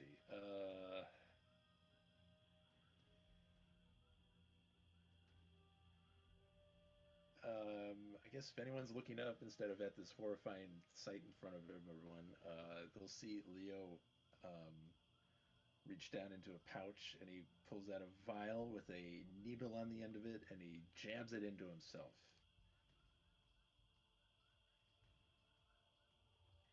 And now he feels much better, and starts to angle back down, kind of descending at like a triangle-ish thing, 15 feet down and 15 feet towards no head guy or detached head guy. That was an action. Bonus, he's going to command Silver. I guess she has to make a save. Is she immune to poison? I think you said that, right? Oh yes, yeah. Then she's all set. She gives no fucks about this.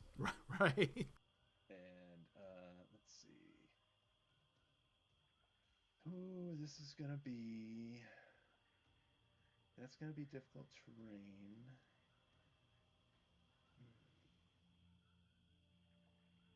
Is there a better route? Yes. Go over here. Jump on this log.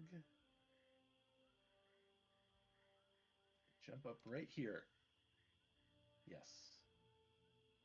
She's gonna attack. All right, she slides off on that log, reaches over, bites towards him, and does connect. That's her go. Then. That's it. All right, start Alexi's turn. Constitution saving throw from these vapors. All right, you succeed, Lexi, suffering only half damage.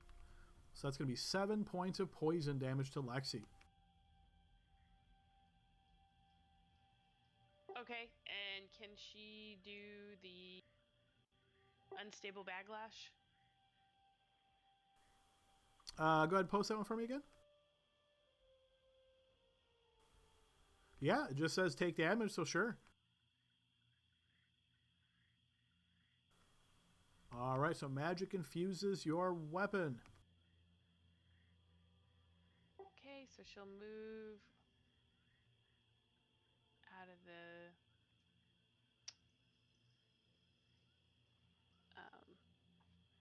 gas. Actually, she'll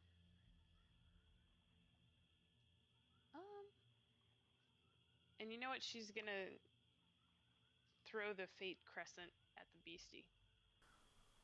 Okay, so it has a range of 20 feet and a long range of 60, so this will be at disadvantage, but yeah, you can attack with it.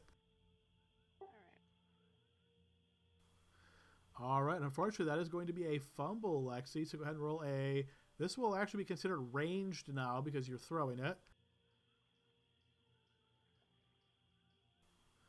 All right, so I imagine you try to like throw the fate crescent and it gets all tangled up and it's like now lodged on your back. Because this is not technically ammunition, I'm going to say you can clear this with just a bonus action. All right. She. Yep. She'll use her bonus action to clear it. Okay, so like kind of just pulls it out of it where it got stuck. Does she get a second attack or not when she throws it? I think because this one, it says it reappears in your hand at the end of the current turn. So yeah, actually because it got stuck on you, we'll say yes, you can make another attack. All right. Here goes nothing. All right, this time as you throw it through the air, it does indeed strike him and wound him. Yay! All right, so as it flies through the air, slashes into him and wounds him, then you notice it is going to reappear back in your hands. All right, Frederick, start of your turn, con save. You fail, so you're going to suffer 27 points of poison damage. Frederick, All I was kidding earlier. right. Frederick steps out of the gas, coughing into his sleeve, and he looks up at the creature who casts it and sees her or it in front of him, and he pulls his hand directly up, and you see this like burst of flame kind of catch to the end, and then he concentrates it into a little bead, and he's going to point and send it directly at her.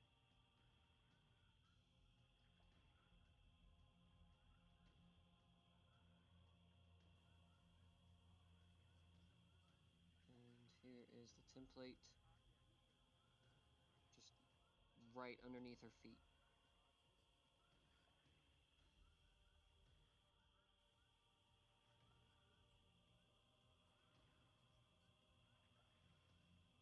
I can't hear anybody. Is that me? Oh, I can hear you. Adam.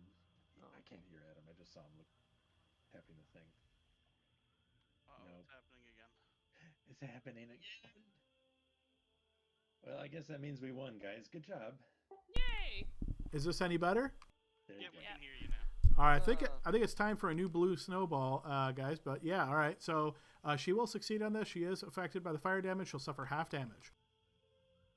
Perfect. And seeing everybody retreat in that direction, I believe you said it's difficult terrain, right? Yes, if you're moving through the bluish marshy place, difficult terrain. Okie doke. So,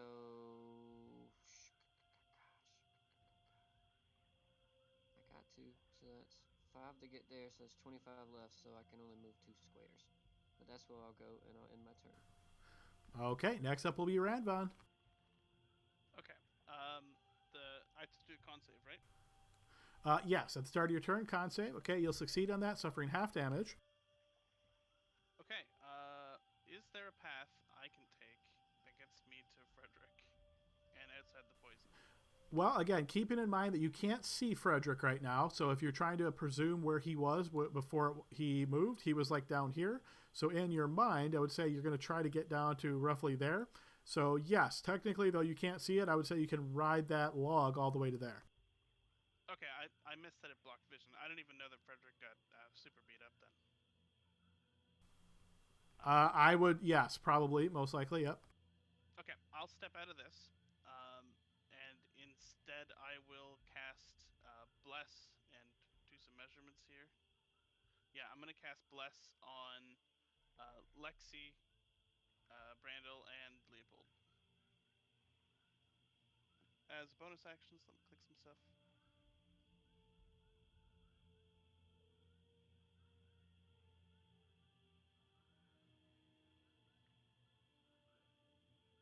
And then I'll let Leopold use his reaction to attack. Oh, actually, how high up in the air are you, Leopold? I came down 15 feet. So 45? Yeah. So unfortunately, he's not within range of your spell, Ranvon. Okay, I'll give it to Gertrude then. Okay, so Gertrude is blessed. And you're using the ability to allow her to make the attack? Yeah, I'll let her attack, assuming she has a 10-foot range, right? She does indeed. Yep, so she will slash out and she will connect. And then I'll hit the creature with the Sacred Flame.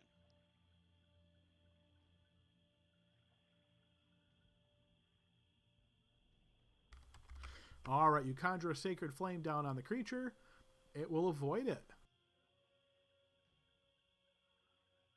Drat. Okay, I'll move there and end my turn. All right, Frederick, after blasting her with the fireball spell, and she'll actually, I don't think it automatically roll a con save for her because she'll need to do that on her spell. It did. It says it up there. Concentration 22 success. Oh, okay, good. Okay, I was hoping it should work since I added the icon. I just didn't see it. So she's good there. All right, so she's going to move to here. And then you're going to notice that she will cast a spell and she will disappear through some mist and reappear here. As she gets within 10 feet of you, Frederick, you're going to notice that hair on her head actually stretches out towards you. But you manage to avoid... Gross. Yeah, your AC is 14, right? Yeah. Gross. You manage to avoid the blood-drinking hair as these writhing snake-like things on her head lash out towards you. Let's move to Brandel. Okay, still concentrating on his telekinesis. I'm going to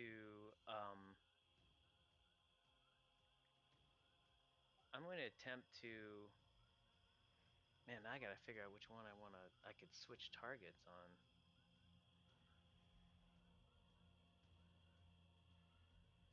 Let me check distance here. 60.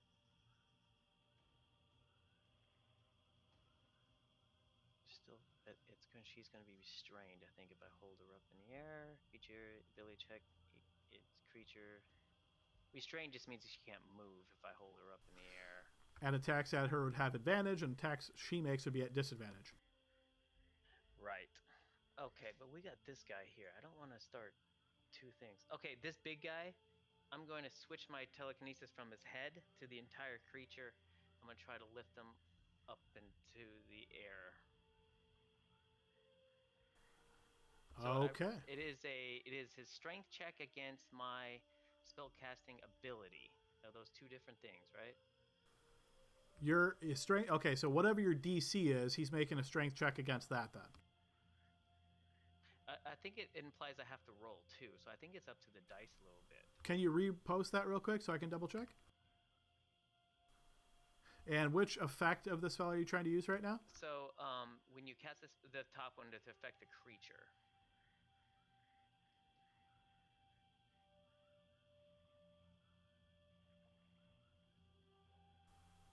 Okay, so it says make an ability check with your spellcasting ability. So you're basically just making an intelligence check, and it's making a strength check. So it's check versus check. It's not a skill Not versus check. Correct. Okay,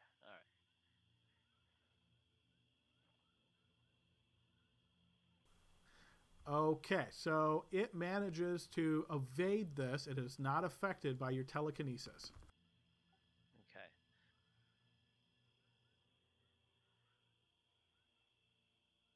Then I'm gonna try to shove it again. Telekinetic shove. And your DC, remind me again, 17? 17, yes. All right, so this is a strength saving throw, so it will get shoved back 5 feet. All right, then I'm gonna move 5, 10, 15, 20, 25, 30. As you step out of its reach, it is going to attack you with that spine whip. This will connect against you. Let's do this again. You burn the shield slot. However, this is too much. It gets through this and still connects. This will be 9 points of slashing damage plus 18 points of necrotic damage for a total of 27 points of damage, Brandel. And I will then need you, in addition to the damage you're going to take, and that'll auto-roll the concentration check for you for telekinesis, then I'll need a separate constitution saving throw from you. All right, so you managed to maintain concentration on that. Unfortunately, failing this other one, so you suddenly become racked with pain and fall prone. So you were here, your first step away, so you spent 5 feet of movement, then you drop prone here. Oh, wow. I think we met our match. All right, and then it will be the creature's turn, who's still where he is. Just double check this. Yeah. Okay. Better now. All right, good deal. So he, I'm not sure how much of that you guys heard, but he is hexing Brandel, and he's affecting your Constitution saves.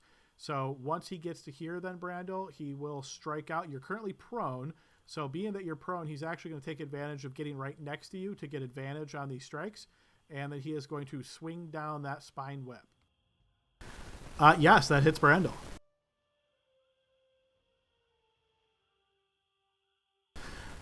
Okay, that works. So this damage will be applied to you then, as you are right next to Brandel. Yep, okay, so here comes the damage to you. So that is going to be 13 points of slashing plus 18 points in necrotic, so 41 total damage. And then you will, let's see, you only take the damage, so the save won't, oh, you failed that too? Won't. Wait, I have 4 kills. You might Oh, right, reroll, yep. is that the 24? Yes, you're good. You're all set there. Okay, so the effect would still be applied to Brandel. He's already prone, so it doesn't matter. Then he is going to take his second attack at Brandel. And this, however, being that he is advantage, but it's still not enough to get through Brandel's shield. So yes, that will miss. Okay, next up is Gertrude. She's going to try to maneuver around here. Spending 25 feet there to get into a flank and striking out at him. See, both of these will manage to connect. All right, as that slashes through, wounding him, but not as effective as already indicated. All right, so he's wounded from that as we move to Leopold's turn.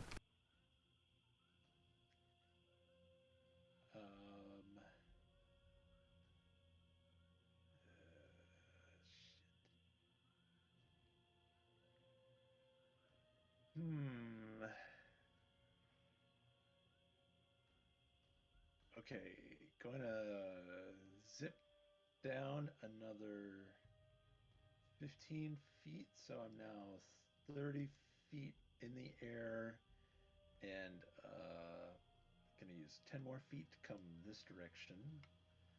So essentially I'm 30 feet within Frederick. And then I'm going to try and hit this crazy hag lady. Or, wait. There's too many things Leo can do, and it gets a little overwhelming sometimes. Oh, poor you. I know. I just got so many options. That's the curse of high-level gameplay, folks. It's true. I think you could take a timer and see the average amount of time it takes us to get through each of our turns go up. Oh, for sure. Absolutely.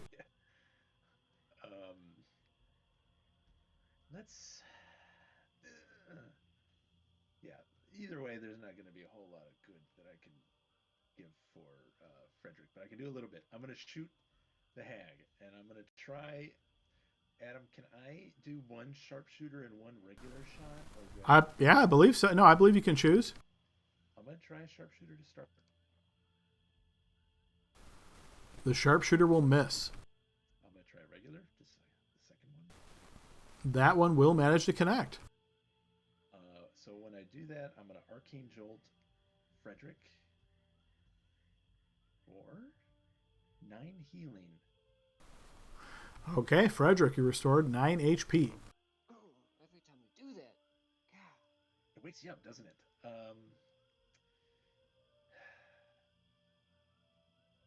I think that's it for Leo. Silver is going to zip down here and is going to try and attack this monstrosity. That is going to miss. It's my turn. Okay, we move to Lexi's turn. All right. Lexi's gonna move.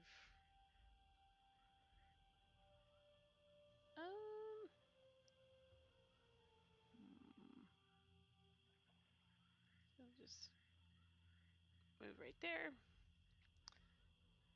Take a whack at it. That will connect as you slash into the horse's body. Second one connects as well as you sear off some more. All right, Frederick's turn. Okie dokie. Kind of like back to back with, or side to shoulder with Leopold here.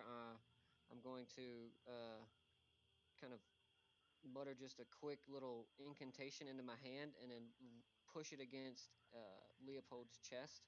And Well, remember, Leopold's flying right now. So what distance were you up in the air, Leopold? 30 feet. Is it a touch spell? So unless you can jump really, really high, I think you're out of luck. I'm sorry. I have an idea. I'm sorry. Do it to yourself, whatever it is. No, it's okay. Okay. So I forgot that you're in the air. So then I can go with Plan A because I thought when you moved forward, it changed my plan initially. So I'll go back to what I was going to do, and so this is what it is. Adam, I'm going to click this. Okay, yeah. And I'm going to appear and like kind of like a phoenix flame, just real quick. And you see Frederick, as he appears, he's already pulling out a signal whistle, and he's gonna blow into it 3 times very sharply, hoping his compatriots remember what that means.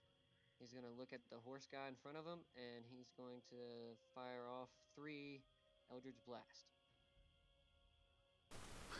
All right, the first one will connect. As will the second.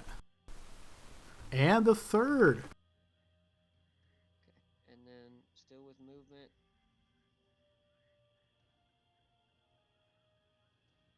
I think with the difficult terrain, I can get to there, and then I end my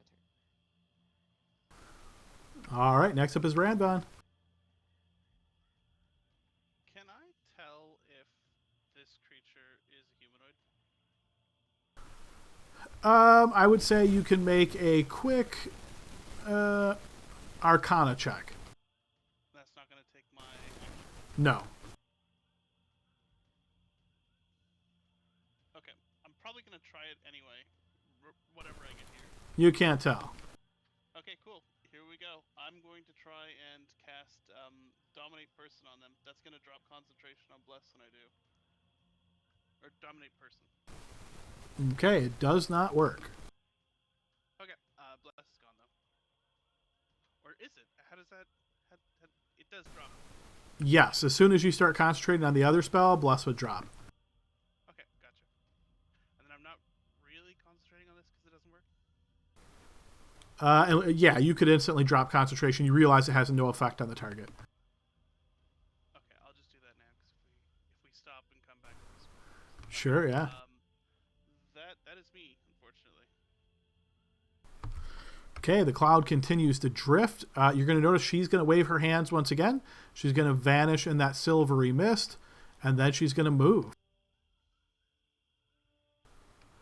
Rushing up next to you, Frederick. As she does, you notice these very razor-sharp talons on her hand. She lashes out with a full bevy of attacks here against you. First comes the claws attack. We'll shield to hit if necessary. This will hit. Go ahead and burn a shield slot. Unfortunately, will still hit. Okay, because it'll carry over from the next couple attacks. That's going to deal 26 points of slashing damage to Frederick. And Frederick, that drops you to the ground. As that occurs, she's going to follow up with her second attack on claws against you. That one, however, will not connect. So as your shield is still just for a moment still up there, kind of bang. Or actually, no, I'm sorry. That's an advantage because you're down. So yes, that will hit. That's going to be 2 failed death saves. And then she can still reach Gertrude. So she's going to move here and follow up with her hair attack on Gertrude. So the hair flies forth, does indeed strike Gertrude. So you notice these bloody hair like each of the strands just reach out, and they look like little carnivorous snakes almost as they latch on to Gertrude and begin to bite her. All right, and then it will be Brandel's turn. All right, I'm still concentrating on it, so I'm going to try to use it again. Telekinesis on the horse guy. Okay, so you're trying to lift him up in the air again? Yep. All right, so once again, this is a strength check from... Yeah, that'll certainly work. So he is lifted up 30 feet in the air. Oh my god, I got him. It took a while. He's in the air. Everyone, we should get out of here. I'm going to stand up 15.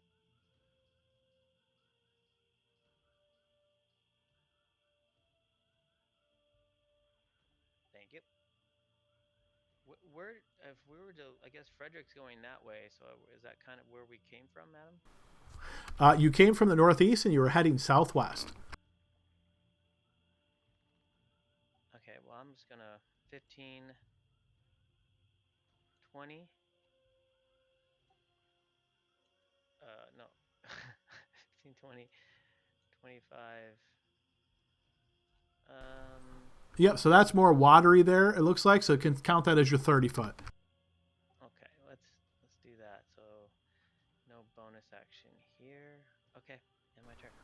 All right, move to the top of the next round as we're a little over time session, guys. Let's go ahead and pause it here. We'll pick up next week. We'll see. It may take a little bit of time. We'll get Dell back in as quick as we can, though, but I don't want to swap him in right in the middle of the combat. But yeah, I hope everybody enjoyed this. It was a lot of fun seeing you guys be able to defeat Bachmai. Got yourself into a little bit of danger here, so we'll see how it goes at the beginning of next session. And Frederick, no, hanging life in the balance there. 2 deaths. Hopefully someone could get over there and help you out before you have to roll one, because you never know how those go. But yeah, all right, we'll see you guys all next week. Hope everybody had a good time. Thanks, It was Adam. a See you great guys. session. Yeah. Great Thanks, session, Adam. everybody. See you Good guys. job. Bye.